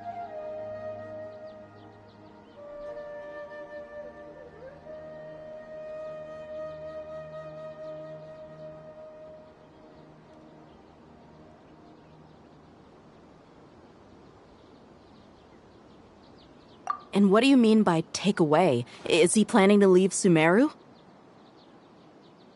Yes. He told me his return to Snezhnaya is imminent. So you mean you're leaving this place soon? Indeed. Otherwise, we could have perhaps talked a little more. I was just about to set out when I remembered something important. To that end, I made a final trip to Paradis Di. Let me ask, have you been taking care of a scholar by the name of Hypatia? Your sources are accurate. No doubt because you've recruited many informants. But you're right, Hypatia has indeed been receiving treatment from me. Forgive me for asking, but how's the treatment coming along? Given the way you're asking, I assume you have something to say.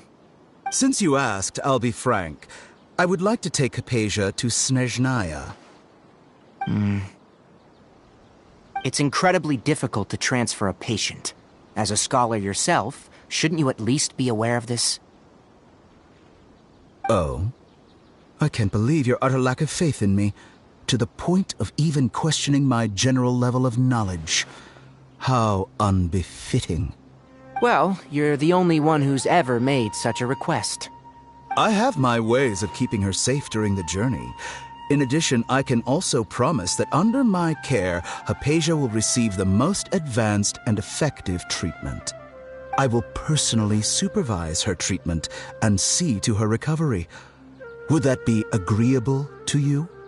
Hypatia was born in Sumeru and remains a scholar of the Academia. Her situation has not become dire enough to necessitate her transfer to another nation. Transporting her to Snezhnaya is risky, and the potential benefits are unknown. As the person currently responsible for her treatment, I cannot possibly sign off on this transfer. Your suggestion is rude and reckless. I'll pass. I don't know much about the doctor, but after talking with him, I realized that just like many other scholars, he possesses an aura of arrogance that I've come to detest. It's not so much that he's looking down on others, but more that he's confident in himself and his abilities to a point of near insanity. I would never refer a patient to someone like him.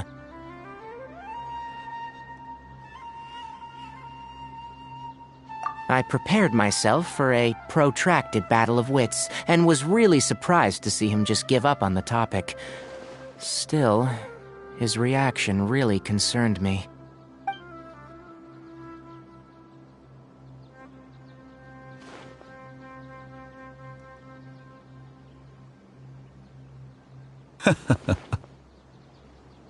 I see, I see. Of course, your opinion makes perfect sense. You're still young, but already quite stubborn. I must say, you are not like what I had expected. Under normal circumstances, I wouldn't just let you off the hook like this. But unfortunately, I'm in a hurry today, what with Her Most Noble Majesty the Tsaritsa calling for our return. Luckily, there is still some time left for me to take care of everything before I leave. It's just as the Academia said, you're a responsible and gifted scholar. Sadly, even with all of that, you're still lacking a bit of shrewdness. And that's also why people like you can never realize that sooner or later, everyone must pay the price for what they've learned.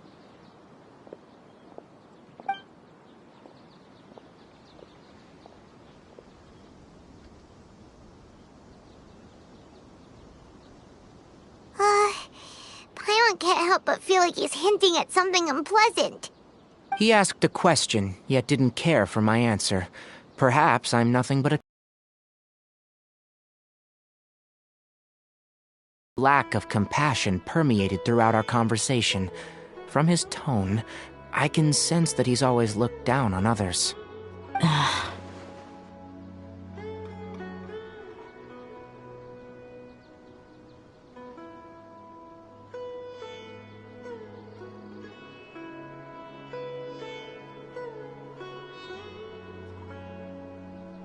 I can barely believe it myself. But if that's true, the situation will be in our favor. I don't think I missed any details.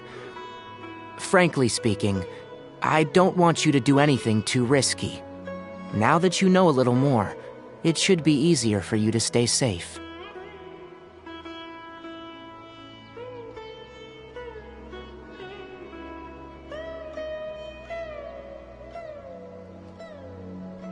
Sorry we can't tell you everything. We appreciate that you helped us anyway. I won't forget your kindness. It's okay. I have an obligation to do so. To be perfectly honest, all of this may have started because of me.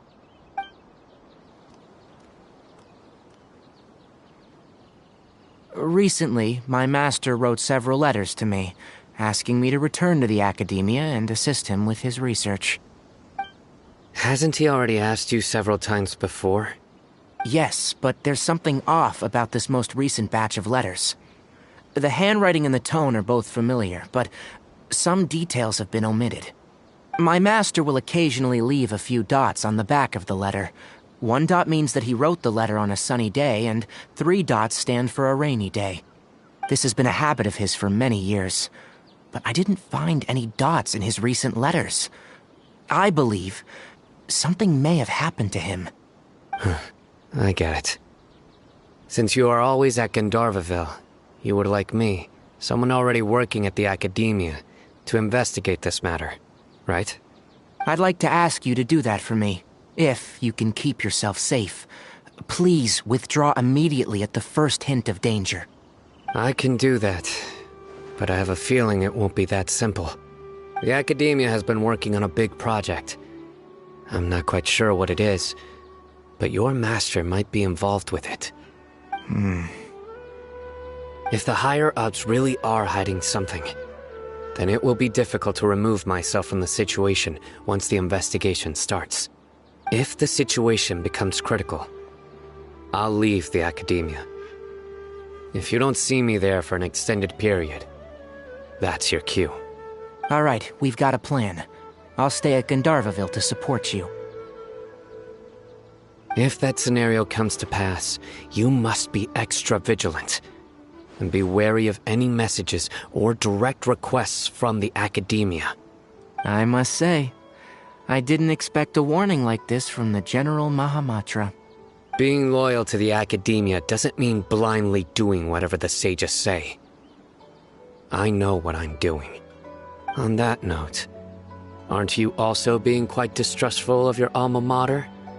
The Academia, yes. But my master is a man of integrity.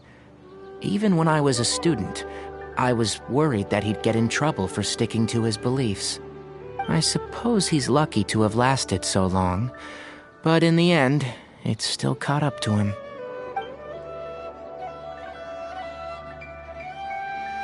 I see. So you noticed something was up with the Academia from the very beginning. This may well be how Sino became involved in all of this. In which case, I must keep my promise and help you however I can. Also, if you run into Sino again, please help me pass on a message to him. Trust your own senses and experiences. I think this may be something he needs to hear right now. Okay, we'll find a chance to tell him. Thanks. Right. Now let's go hunt down this Harbinger. Oh, by the way, which way did the doctor go when he left Pardis Di? That way. Gotcha. Thanks so much. We'll be on our way.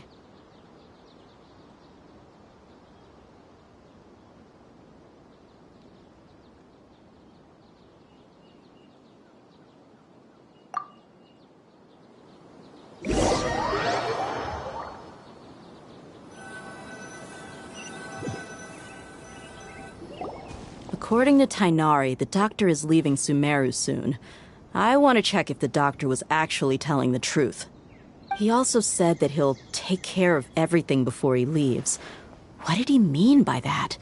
We need to be extra careful when dealing with a person like him. Just to be safe, let's chase him and see what we find. But we have no idea where he went! How can we start chasing him? We'll do it the mercenary way. I'll find leads as we go. All you have to do is just follow me. That Harbinger may have tried to cover his trail, but he still left some traces. Or perhaps he never even thought about concealing his whereabouts. Maybe that's just how arrogant he really is. Yep, we're headed in the right direction. The traces are still fresh, but there's no sign of his entourage. Clearly they're in a hurry. It's just as I thought.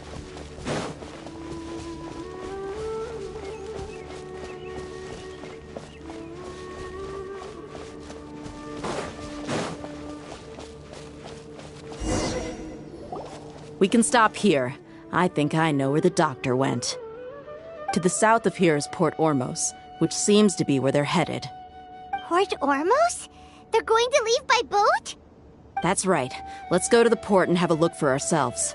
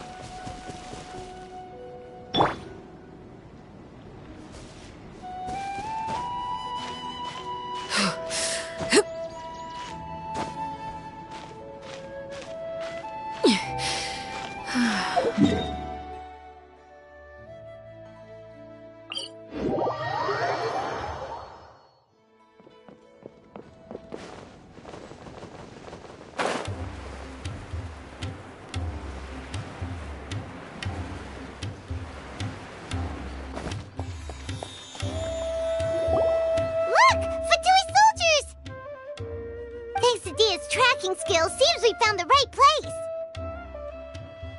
Shh! Don't draw their attention. The port is crawling with Fatui soldiers. Let's keep going and see what we can find. Now this is a proper farewell ceremony for a Snezhnayan Harbinger. The Lord Harbinger is leaving. I've still only seen him once or twice. I used to hold a position in our homeland, and back then, the doctor spoke in a very different way from the way he speaks now. Maybe the way people talk in Sumeru has rubbed off on him?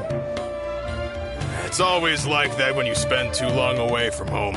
When he gets back to Snezhnaya, perhaps it will also take him some time to get used to the life there again. Huh? But, sir, that can't be right. No, I remembered like it was yesterday. Both his expressions and tones are now very different. Also, for some reason, he seems like he's all smiles now. You must be mistaken. Nobody's supposed to look happy when they're on a business trip.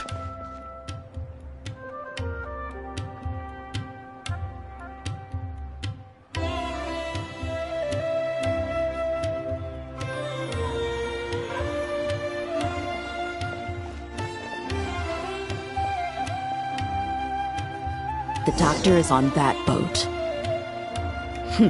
So he told the truth after all. He is actually leaving Sumeru.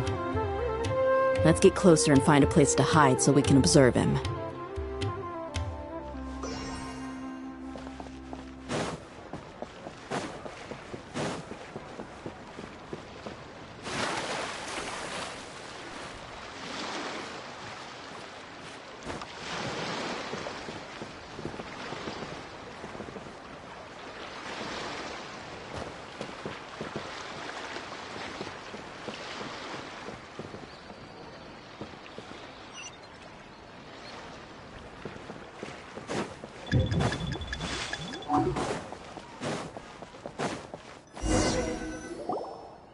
This place'll do.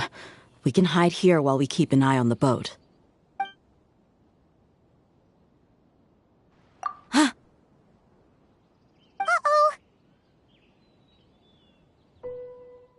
He saw us!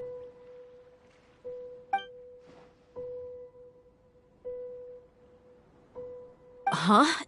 Is he waving at us? It's time to say goodbye. Wait, is he the only person on the boat? You mean there's nobody with him? And where are all the soldiers we saw on the port just now? They were all here just a few minutes ago, but now they vanished. So this was a trap.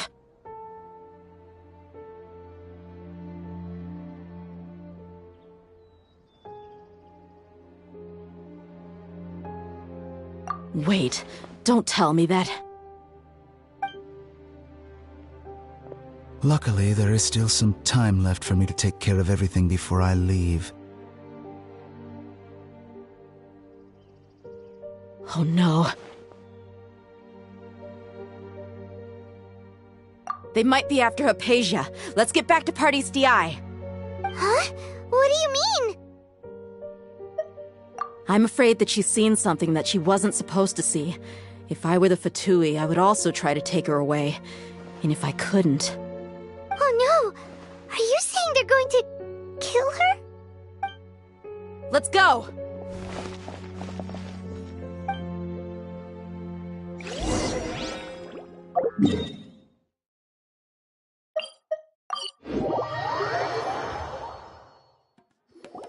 Pardis DI is not a place you Fatui can just show up and do as you please. I believe we've already made ourselves quite clear. Our superior gave us permission to search for and collect medicinal herbs in Pardis DI for research purposes. But you've been in Sumeru for some time already. I find it coincidental that you chose to only come here today. Even the Grand Sage himself may not have the right to question our research, much less an ordinary scholar like yourself. I've done my duty to inform you. Don't make things difficult for yourself. It would seem that my words have fallen on deaf ears. You can keep trying to deny it, but coming to Pardis DI now, I'm pretty sure you're not just looking for herbs. With all due respect, your baseless speculations will only lead to unnecessary trouble. Well, you only have your Harbinger to blame. He knows nothing about keeping a low profile. I may be staying at Pardis DI as a scholar, but that doesn't mean I'm no longer a forest watcher. It is still my duty to protect the peace and safety of the scholars who have contributed so much to Sumeru. Then it seems our conversation has hit an impasse. No one will lay a hand on you, Hypatia. Not on my watch. Hinari! Are you alright? I'm fine. These Fatui have really crossed the line. Time to teach them a lesson. There's no use resisting! Give us Hypatia! Keep dreaming! Yes, Hinari! Beat him up!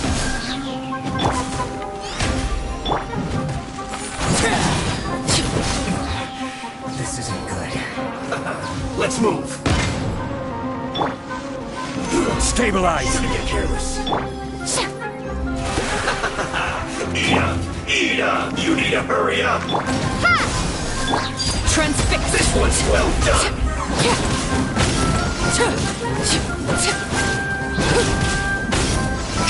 You need to hurry up! Roast and fry!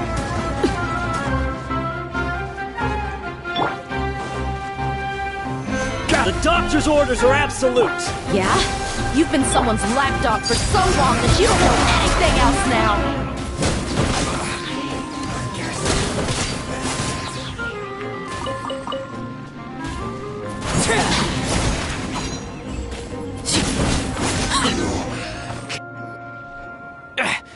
We're not getting anywhere. Traveler, Paimon, please go to Hypatia. We need to make sure they don't try to sneak around and attack from behind. Got it!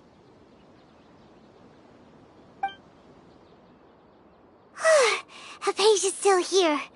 Doesn't look like anyone's broken in.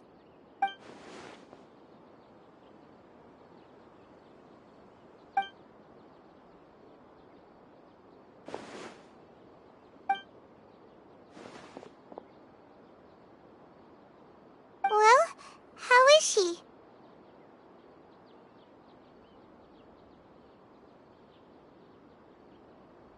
Oh, that's good.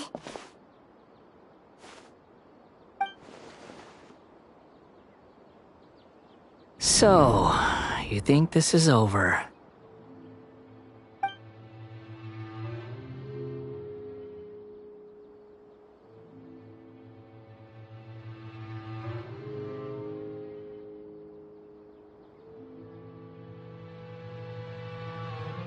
What? The Balladeer is here?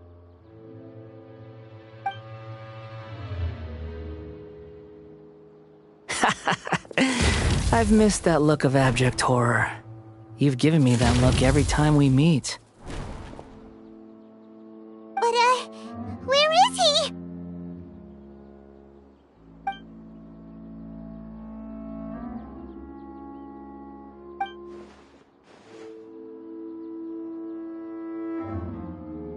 I can hear all of your thoughts, you know. Don't you remember? I already saw you the first time you came to Parties Di and made contact with Hypatia.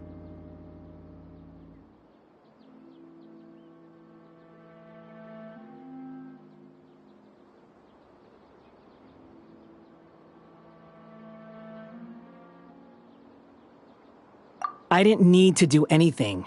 It is her honor to be able to connect her consciousness with me. Who are you talking to? It can't be the Balladeer, right? That's impossible. I know you must be curious. I might as well tell you that I decided to enter Hypatia's consciousness the moment I sensed your touch.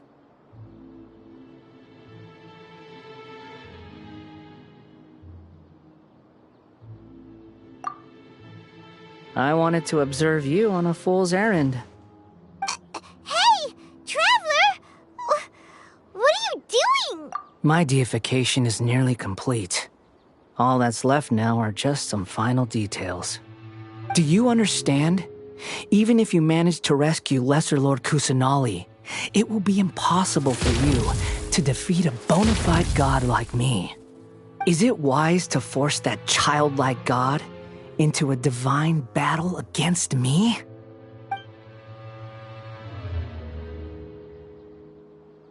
Scholars consider the God of Wisdom to be the sum total of their faith. It's how they can justify reverence for a god as they construct it. But this also shows that humanity's worship of gods is a combination of blasphemy and exaltation. It's truly laughable.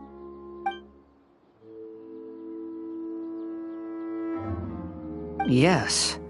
What is it?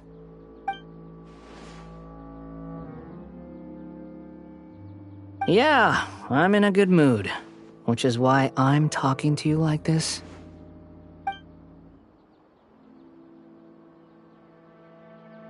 What do you mean?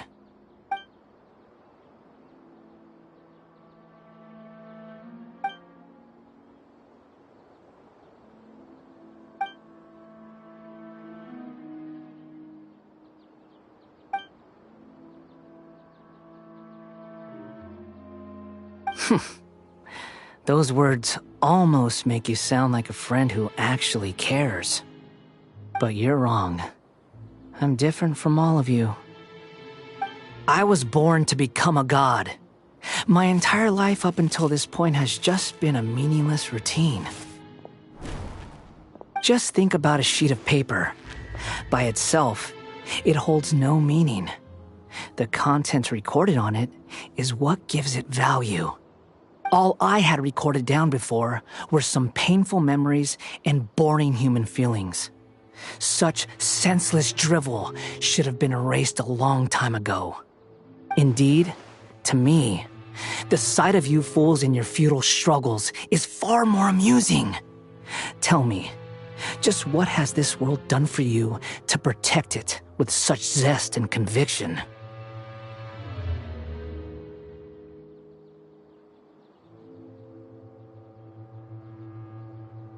I'm connected to your consciousness, so I can hear what you're thinking and sense the depth of your determination. This is a good conversation we're having. So here's a word of advice. Let go of your misguided guardian complex. You know nothing about the truth. It'll be for your own good, as well as everyone else's. Humans are a species that can only find bliss in ignorance.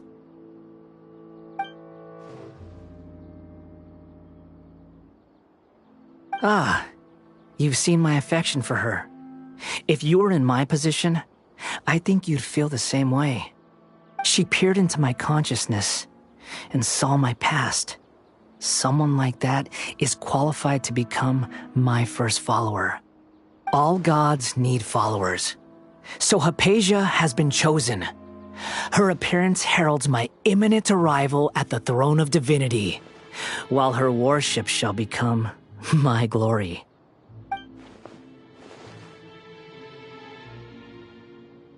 You're doubting me again?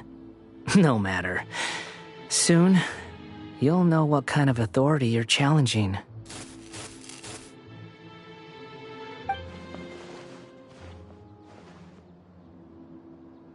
Who wants to hurt my devout follower?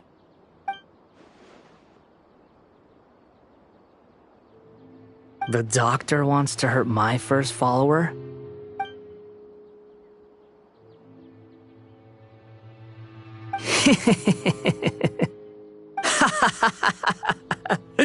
How very amusing.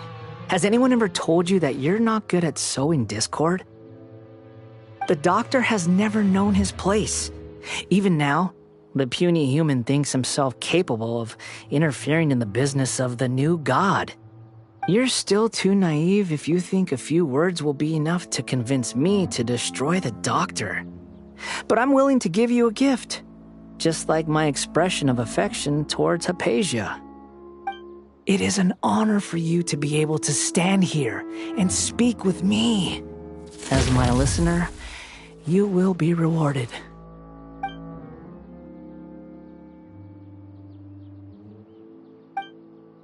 Both good things and bad things can be called gifts.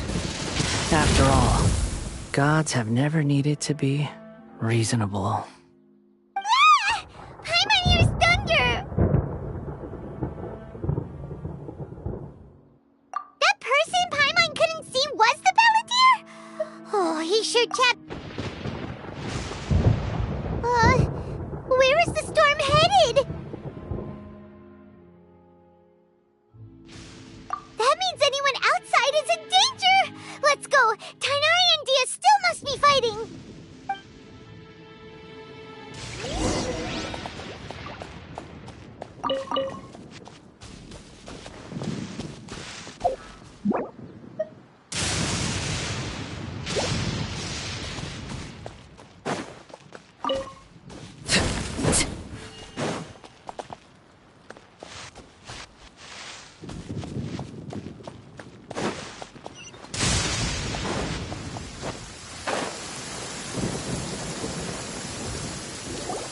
Oh!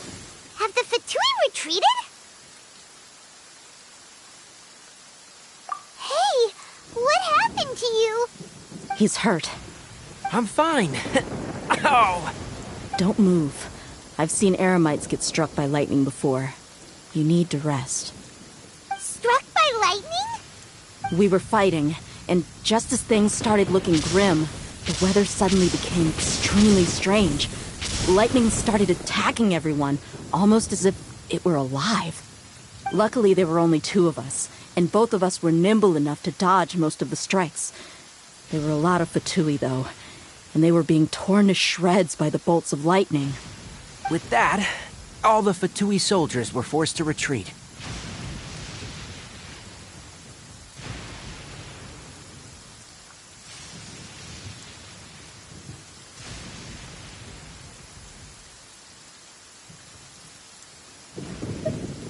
Why are you sorry?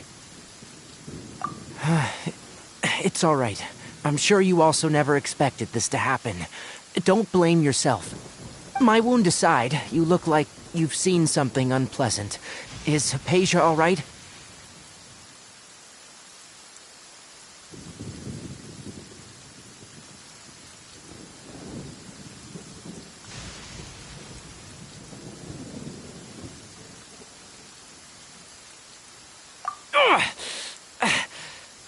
Hey, didn't I tell you not to move? Just in case. Let's go to Hypatia's place and talk about things there.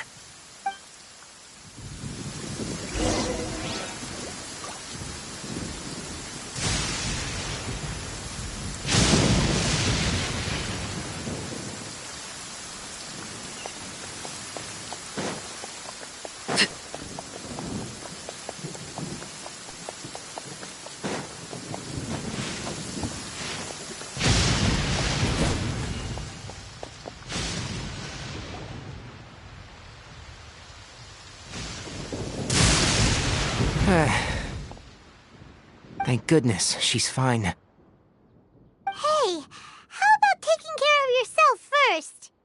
I understand my condition. The wound is not fatal. I'll be all right. Ugh.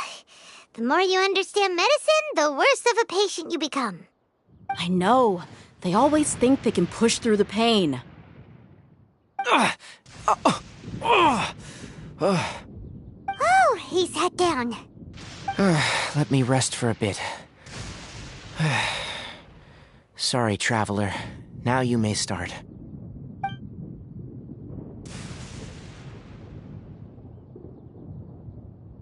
So that's what you were talking to the balladeer about? Oh, Paimon can't believe what he's thinking. The Academia's God creation plan. How ridiculous. That sounds, ambitious, I guess? Anyway, this is all way beyond me. As long as I can enjoy every day with a drink in my hand, tasty food in my stomach, and a good night's rest, that's enough. I'll only work when I have to. I must be the least ambitious person who's ever set foot in Party's DI. Don't say that. I haven't even thanked you for your help back there. Don't mention it. Well, if nothing else, all this proves that the doctor really did have some urgent matter to attend to, and left Sumeru in a hurry.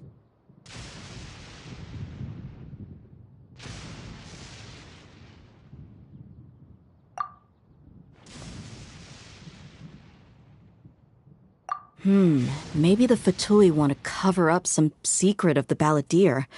Is that why they tried to seize Hypatia? You said the balladeer claimed that Hypatia has seen his past. So, what could be there?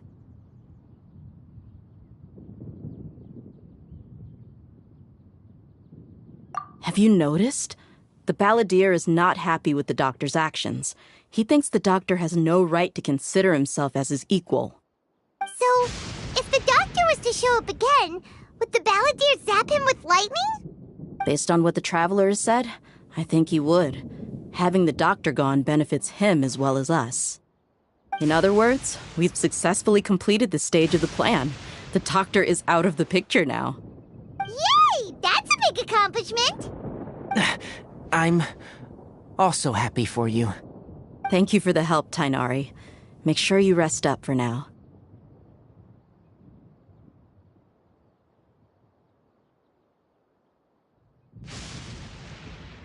Yeah, all right. Okay, that wraps things up for us here at Party's DI. Traveler, it's about time we rendezvous with the others at the Grand Bazaar. Let's continue to keep a low profile. You can head there once you're ready.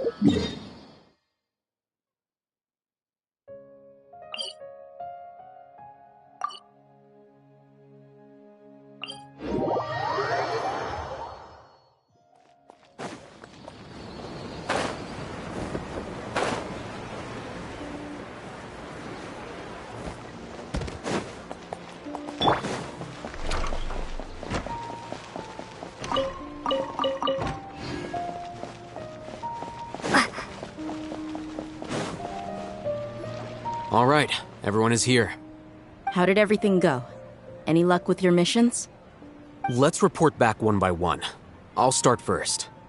We've made the necessary modifications to the Akasha terminal. In addition, the props required are also ready. I'll go next. The Traveler and I went to Party's DI. The situation was a bit complicated, but we found Tainari. Unfortunately, he was wounded during a fight.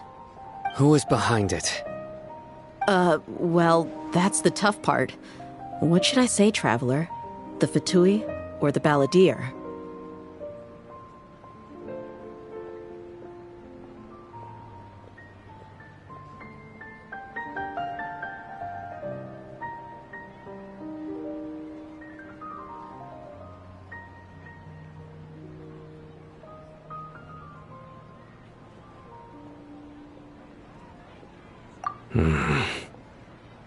After some back and forth, we confirmed that the doctor has left Sumeru by boat. He has something urgent to attend to back in Snezhnaya. So, we've successfully removed the doctor from the picture. Also, Tainari's already resting, so he'll be okay. Good. Oh, Tainari also asked us to tell you this message. Trust your own senses and experiences. All right. I'll remember that. Everything also went smoothly on my side. The Eremites should have arrived at their destination by now. To avoid alerting the quarry, they will stay there for now. I can't believe you actually got so many Eremites into Sumeru City. It's all thanks to Rahman and his brave team, as well as their bold strategy. It appears to have been very effective. I'm glad to hear it. Well, is that everything? Okay, this meeting is adjourned. Huh? Wait, you mean that's it? Well, what else is there to discuss? Shouldn't you end with some words of encouragement? You know, to fire us up now? Personally, I'd rather we all go home and get some rest. I'll hate them, Ugh. Oh, and if you wanted someone to say something to that effect, then I must reiterate that I'm here to strategize and not to lead. So you should find someone more suitable to do that. But I thought all of you Academia big shots were great speakers. Then I should remind you that I'm the scribe. I know that. So what? A scribe is responsible for recording meetings, not speaking. Fine, whatever. Well, Sino doesn't seem to be much of a talker either. I guess that leaves it to my employer. Employer? Yep, the Traveler hired me.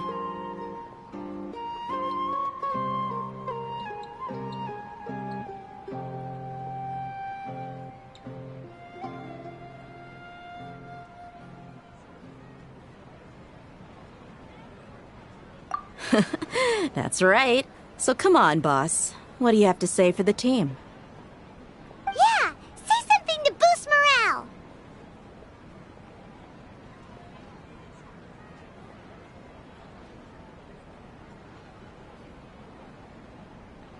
Huh? What are you all doing here?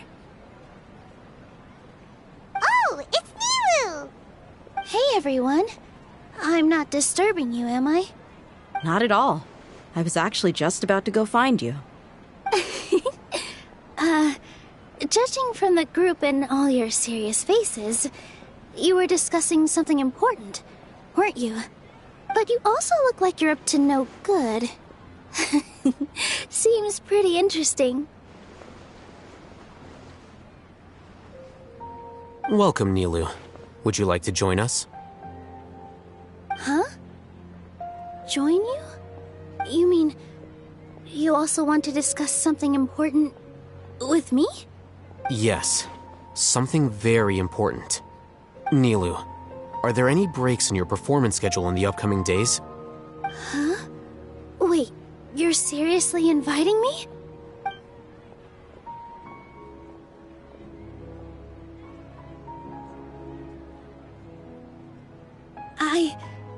I can't believe my ears. You are truly the bravest and most passionate people of Sumeru, well, that I've ever met. Ahem. Oh, right. The Traveler and Paimon are not from Sumeru, but you are awesome as well. That's right. I must admit that I'm a little scared, but I'll try my best for Lesser Lord Kusanali. If I can somehow use my abilities to help you, then count me in. Remember, believe in yourself. Okay, I'll get my friends at the Grand Bazaar to help us tomorrow. Just remember not to say too much. Be discreet.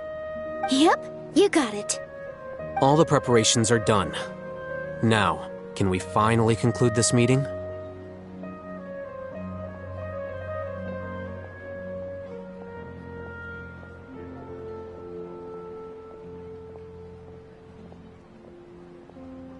So, have you thought up what you'd like to say, boss?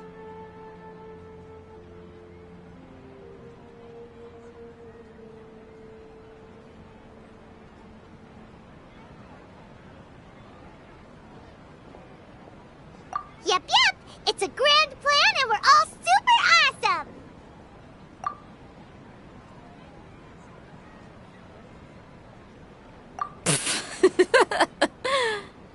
Well said.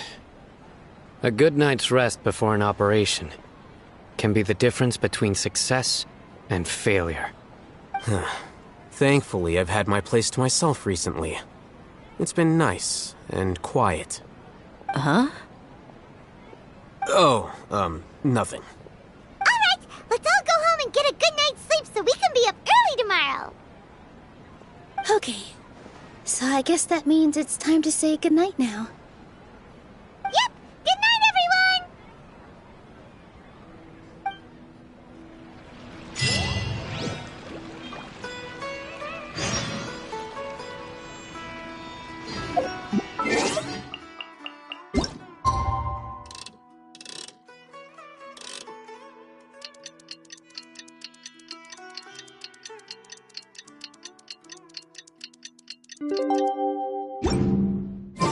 Today is the Academia's Nia Garbaha Day. We can finally put our plan into action. Alhaitham should be waiting for us. Let's go to the Academia and find him.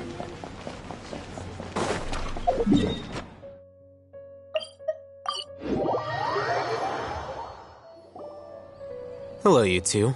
Sleep well? Not really. Paimon got too nervous thinking about today and didn't fall asleep until the sun was almost up. What about you, Alhaitham? Naturally, I slept just fine. After all, a good rest should be considered part of the plan, since energy is an important resource. You just want to show off how calm you are. It's crucial to dissipate any tension before we execute our plan. The only thing you're doing is being annoying. Anyway, do you need me to go over the game plan again?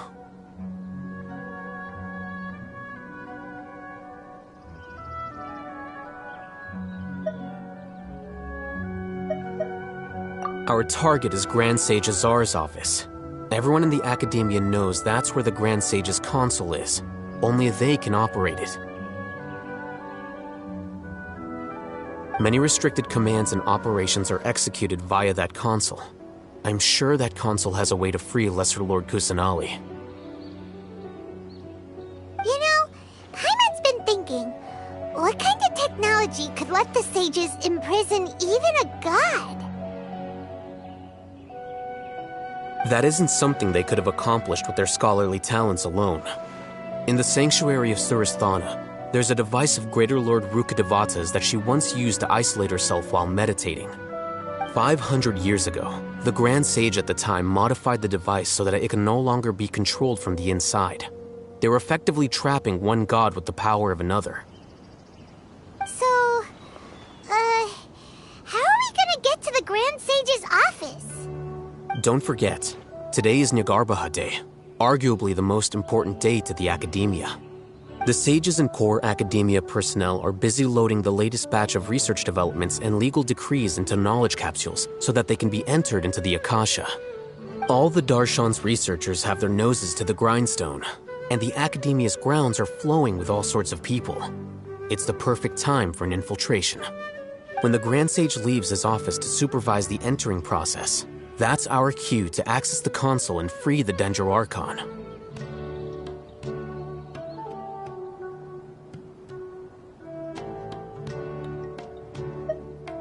Well, yes. That's just the visible side of our plan, after all. If precedence holds, the Academia should have already started preparing for Nyagarbha Day. Everyone should be in position. All that's left is for us to lead the charge. Let's go. So are we just gonna walk in through the front door, or...? Yes. Were you expecting a stealthier approach? Paimon can't think of a good comeback. Alright, it's all on Alhaitham if things go south.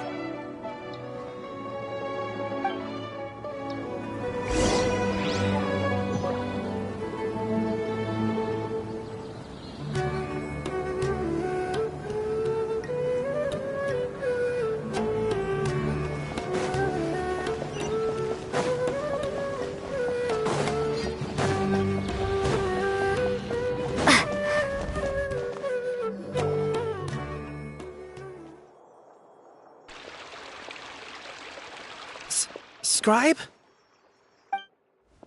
Please, wait. Are you Scribe Alhaitham?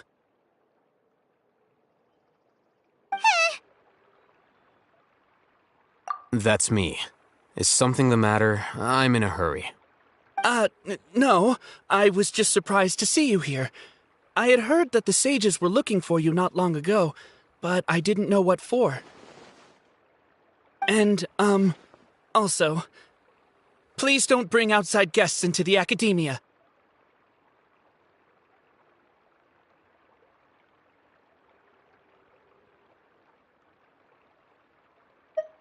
Outside guests? How did you arrive at such a conclusion? Your groundless inference shames the Haravatat Darshan. What did you say?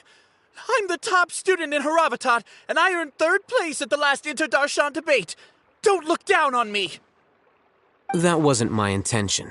As your Haravatat senior, I just assumed that you possessed a greater aptitude for critical thinking. Look, based on what you already know, the purpose of my return and the reason they're here should be obvious.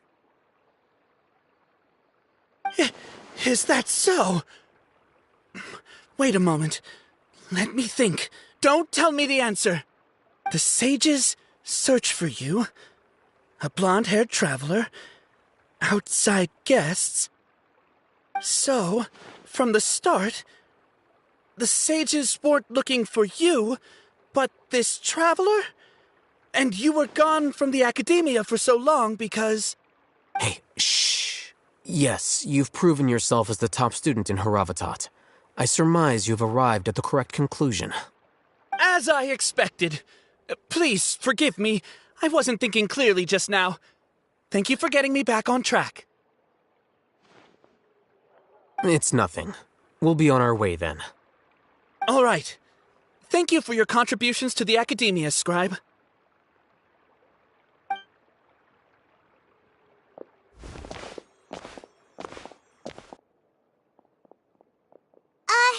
What the heck just happened now? What did he just guess?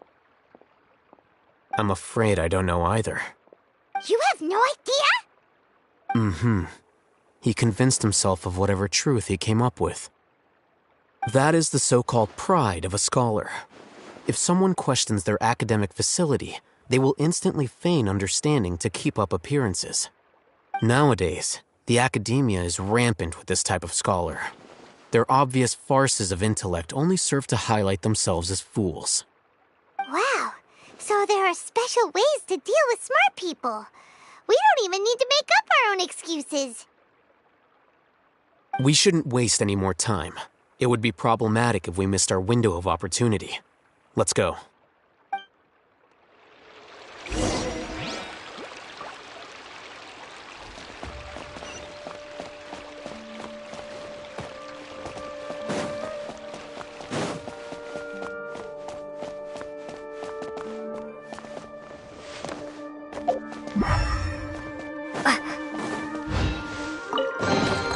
A reward on the road.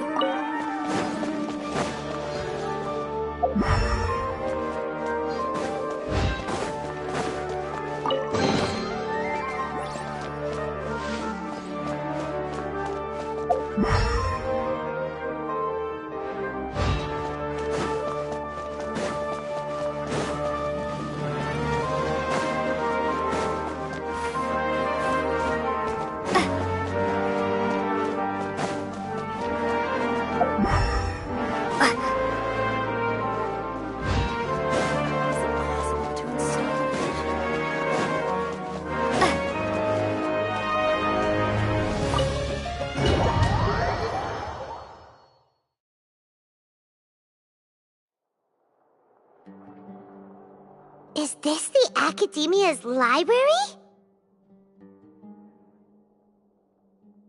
Indeed. Known as the House of Dana, it is quite possibly the most extensive special collections library in Teyvat. There are a lot of students going through here. Is it really okay just to waltz right in? The Academia marches to a fast beat, especially since it's Nagarbaha Day. They're all occupied with their own matters. Just act natural. Now, hurry along.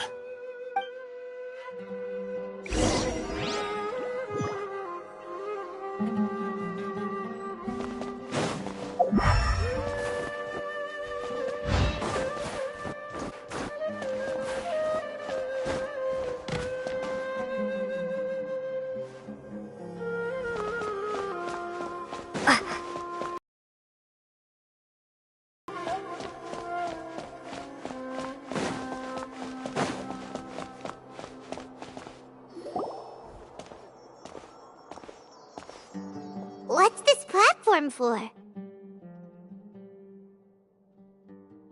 It's a lift that Academia personnel use to access higher floors. Are we gonna take it then? The Grand Sage's office is up there somewhere. No, not right now. We can't guarantee that we won't run into the Grand Sage. Let's step back and observe for now.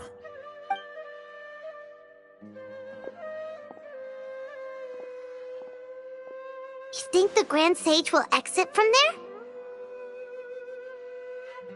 And after he does, we'd sneak past him? Oh, Paimon thinks that's really dangerous. Who knows? However, if we can confirm Azar's current location, our operation will be much safer if we... Allow me to offer you a hint. If you wish to know his location, look behind you. What's Grand Sage Azar doing here? Do not tell me you believed the Academia would not grow suspicious of you after such a prolonged absence, Scribe. An eyewitness had informed me of your whereabouts, so I came to personally welcome you. Grand Sage, I didn't expect you to care so much about me. I'm truly flattered. I'm sure. But compared to you, I am far more interested in these two unexpected guests. You are the Traveler and Paimon, correct? It's a pity that only now have I been afforded the opportunity to formally meet two of Sumeru's most esteemed guests. I do apologize for my lack of decorum.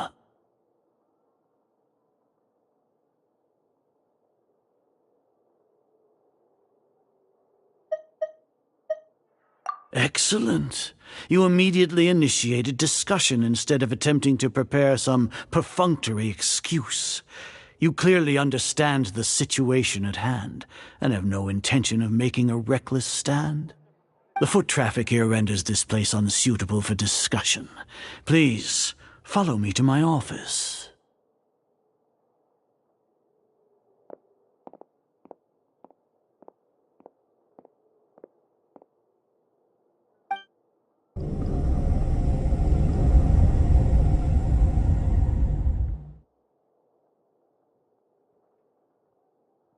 This place is crawling with guards. There's no way out for us. All right then, Traveler. What did you wish to discuss with me? Today is Niagarbaha Day, so I still have many responsibilities to attend to. There is little time for idle chit-chat before I detain you all.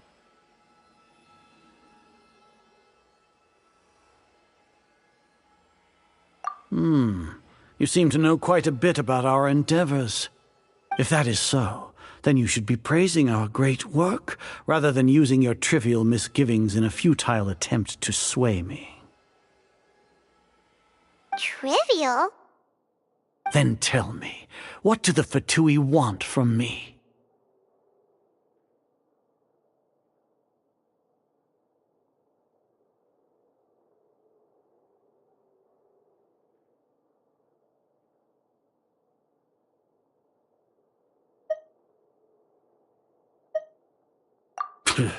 Worthless. Those are all completely worthless. Benefits, divine power. These materialistic words do nothing but debase our great work. Creating a god. Yes, we are using human wisdom to create a god. If humanity cannot attain omniscience and omnipotence, then we shall create a god to reveal them. This is the pinnacle of human wisdom. We shall regain a god's guidance at long last. No longer will we flounder in the interminable void of consciousness and knowledge. Even Irminsul will be freed from its plight. For our nation of scholars, this is the ultimate aspiration. No cost is too great to realize it.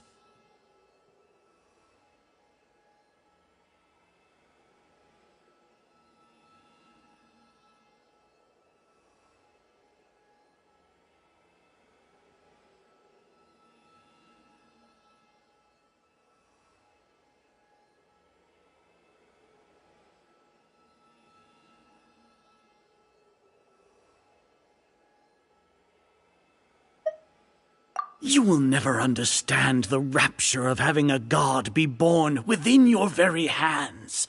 With your degree of knowledge, you cannot even comprehend such an emotion. Gods exist on a plane that far eclipses humanity's. Lesser Lord Kusanali, what can she even do? Care for the people? Fend off sandstorms? Fabricate silly fairy tales? These are but child's play for the academia. Does that make us equal to the gods? We are a people favored by Greater Lord Rukkhadevata. Though I may have personally not seen it, our forefathers bore witness to true wisdom. The ascension of the Lesser Lord has brought nothing but bewilderment to the scholars. They all ask, is that truly what true wisdom is supposed to look like? With that in mind, it is better to keep her isolated in the sanctuary of Suristhana, so our academy will not become embroiled in turmoil. What a pathetic justification! Do you really think that only the super smart or powerful should be able to call themselves gods?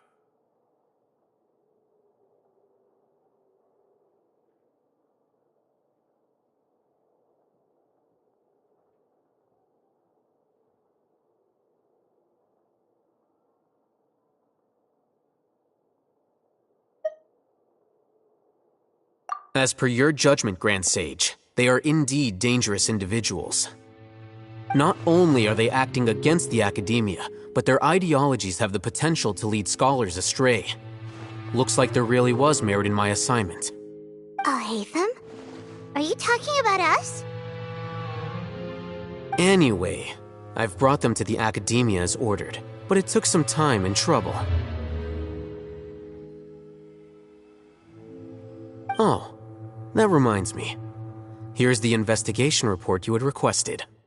It's a summary of my time spent with the Traveler, an array of information about her ready for your perusal.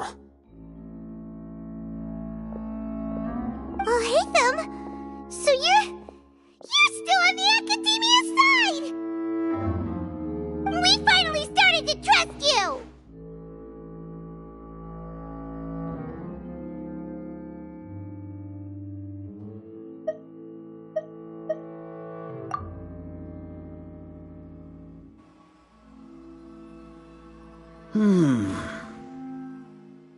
Excellent. Detailed contents with no errors. I would expect nothing less than an immaculate report from the scribe. As it is Niagarbaha Day, I'll enter the information on you into the Akasha. Surely you know what that means. We'll be monitored, just like Sino. With the Akasha's calculation prowess, all of your actions will be predicted with an accuracy of at least 98%. Furthermore, your data will be updated in real time whenever new information presents itself. To put it into words you can understand, wherever you go, you will be walking under an invisible leash. This is Sumeru's greatest penalty for dishonest persons. Are you not familiar with the concept that great responsibility begets an equally great suspicion? In any case, you are Sumeru's most concerning external variable. Locking you down will greatly decrease the chance of any undesirable outcomes coming to pass. You're despicable! Despicable? Perhaps from your perspective, but I suppose you had mentally prepared yourselves for this, no?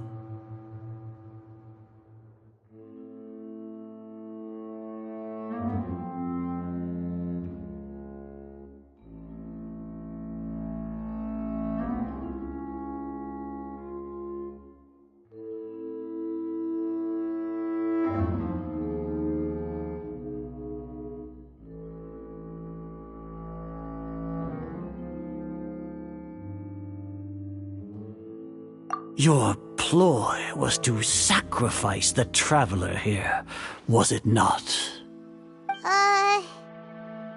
Lord Azar, I know what you're trying to say, but I've been following your plan this entire time.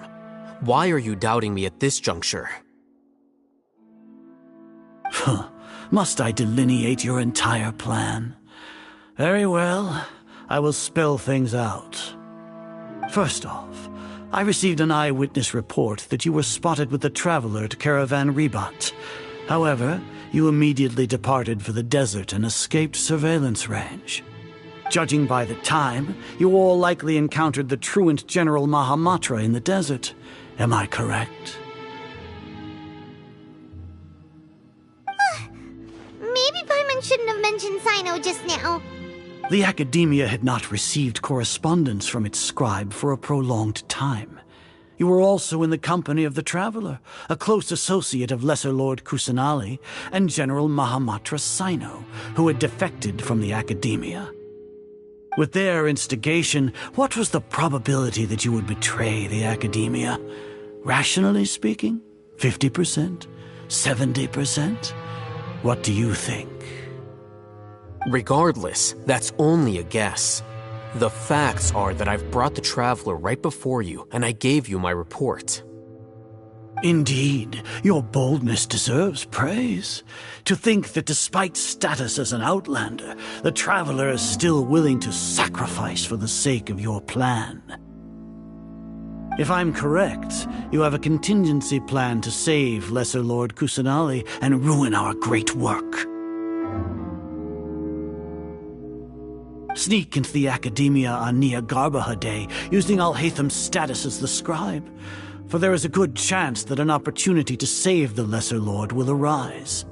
Should your intentions be discovered, Alhaitham will turn traitor and sacrifice the Traveler, thus proving his innocence. He can then stay inside the Academia and continue searching for a way to proceed forward. As for Sino, according to the Akasha's calculations, he will soon return to the Academia and confront me in person. I suppose this is also a part of your plan?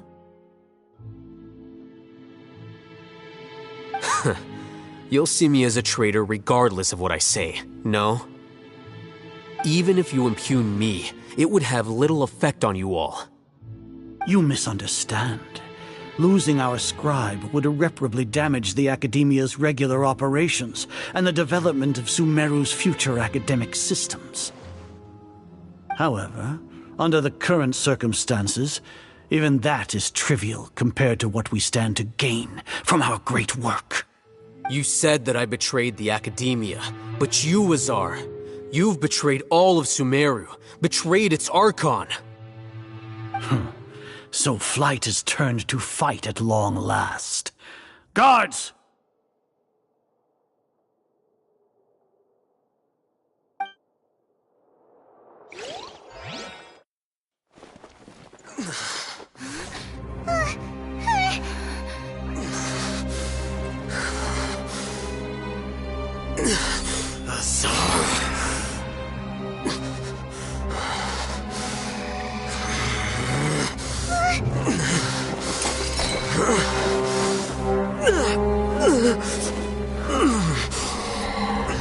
Well, what do we have here?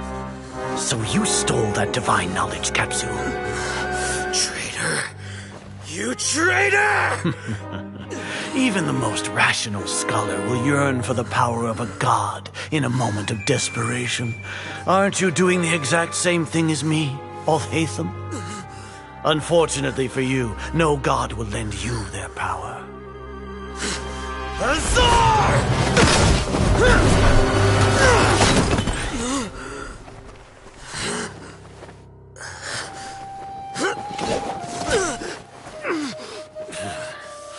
He has gone completely insane.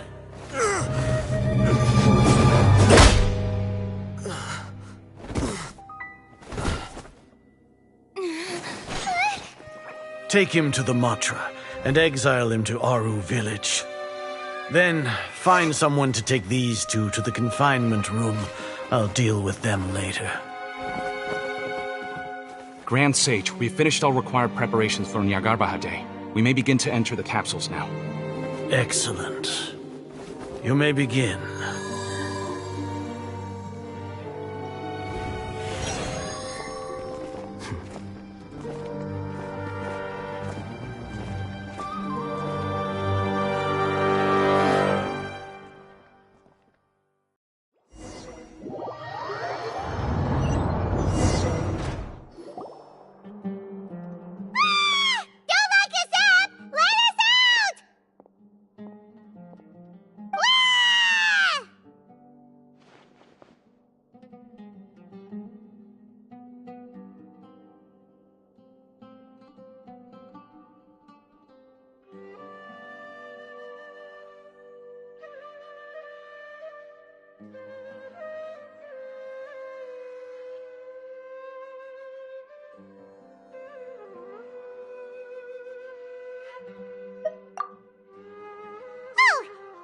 Paimon got a bit carried away there. How was Paimon acting just now? Great, huh? Everything's going according to plan so far. We made it into confinement, and Alhaitham's probably done with his part too. We even managed to trick Grand Sage Azar. Alhaitham sure knows how to cook up a plan. What are we doing next? Paimon has trouble remembering things when she's worked up. Right. Paimon thinks it went something like this.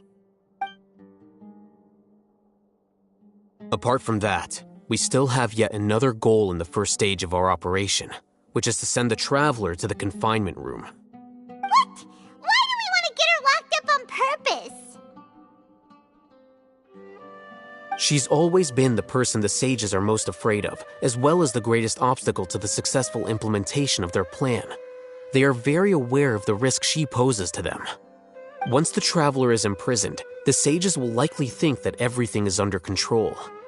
And with their guard down, the next phase of our plan will have a much higher chance of success. I can already see the pompous looks on their faces. Oh, that's a super tricky plan. But Paimon still thinks it's not really worth it. That isn't the only reason, of course. She has a more important task once she's in confinement. According to the Academia scholars in Ramon's custody, Lesser Lord Kusanali has sealed off her consciousness in the Akasha ever since she was captured by the Doctor. That way, they can't pry any more information from her. Even if we break into the sanctuary of Suristhana, it will take time to awaken Lesser Lord Kusanali's consciousness. We need to do that in advance. So our job is to wake up Nahida! Okay, totally worth getting thrown in jail for. The confinement room is inside the Academia, close to the sanctuary of Suristhana. It's a completely enclosed space, and you won't be receiving any visitors. I'll work with Ramon's scholars to make some modifications to your Akasha terminal. Once you're in, get as close as you can to Lesser Lord Kusanali and try to connect to her consciousness. However, as for whether she'll actually wake up, that will depend on our luck.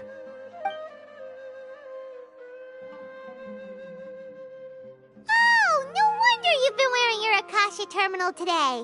It's the one that Al-Haytham modified. Paimon thought they'd take our Akasha terminals when they locked us up in here. Were they being careless?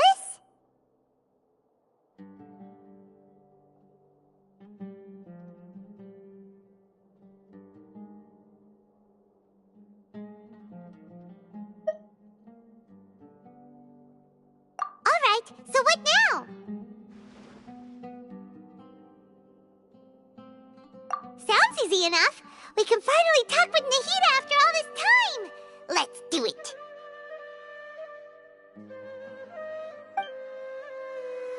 There's a light flashing on your Akasha terminal. It's almost like... the faster it blinks, the better the signal.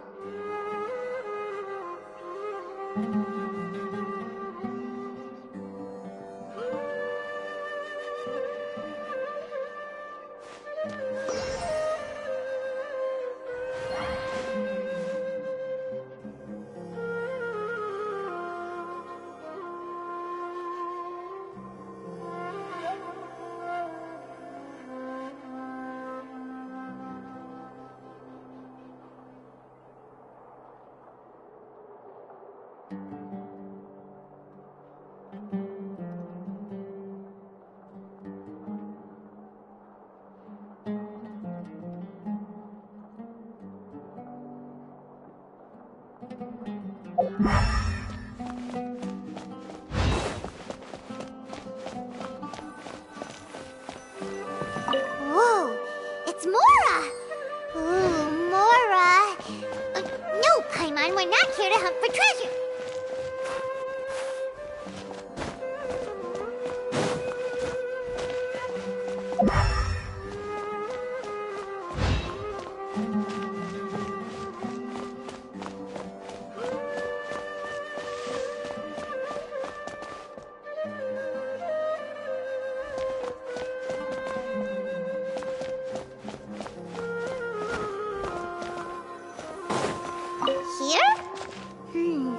No signal again. Is it getting jammed?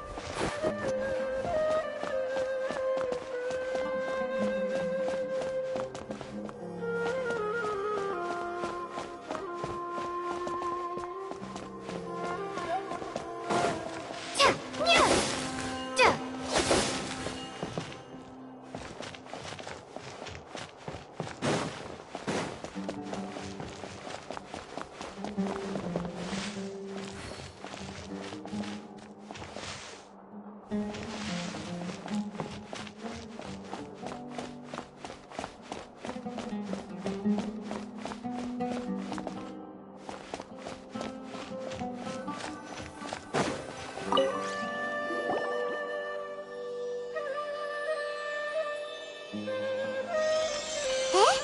Is this the right spot? Are you getting anything? Please work.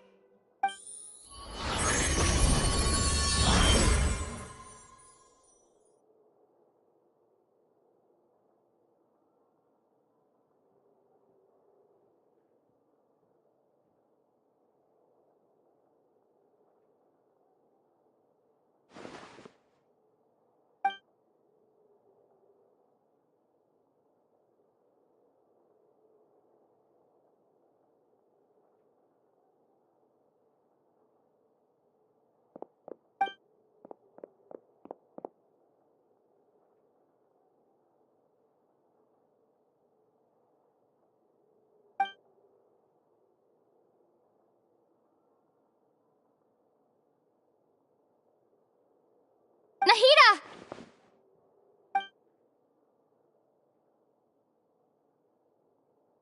Hey, Nahida!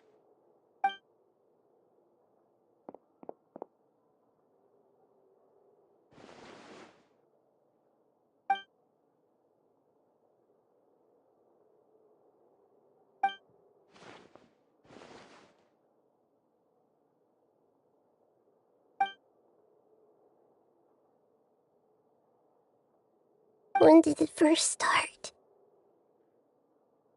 Oh, right. It started from the moment I was born. I want to become a worthy Archon. So I've kept studying.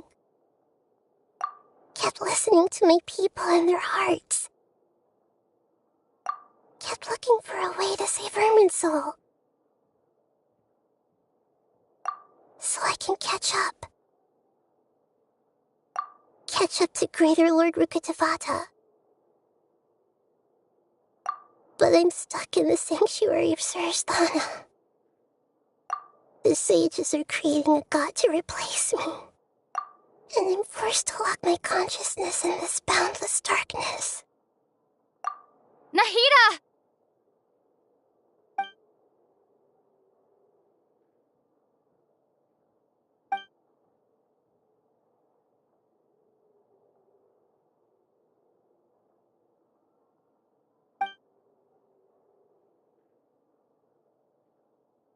Nahida!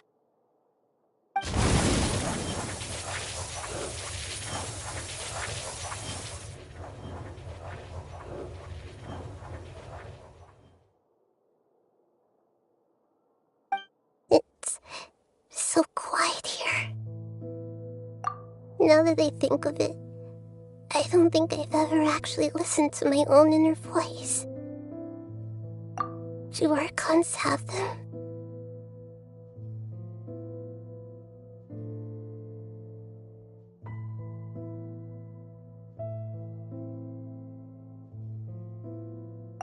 Should Archons have them?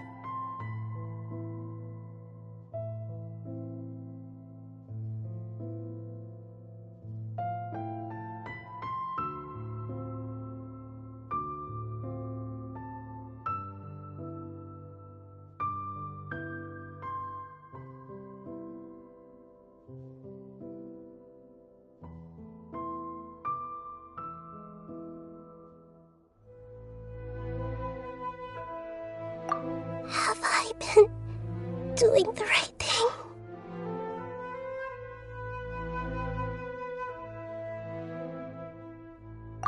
Am I really not needed?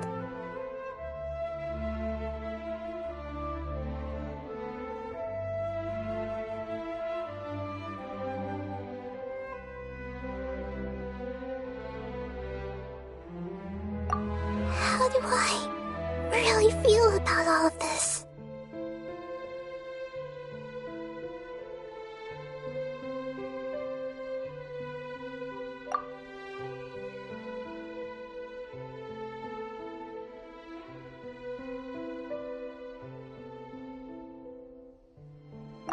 It's so quiet here.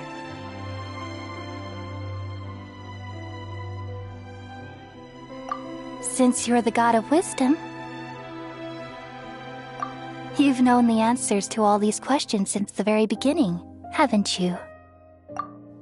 Who are you? Whose voice is that? It sounds familiar.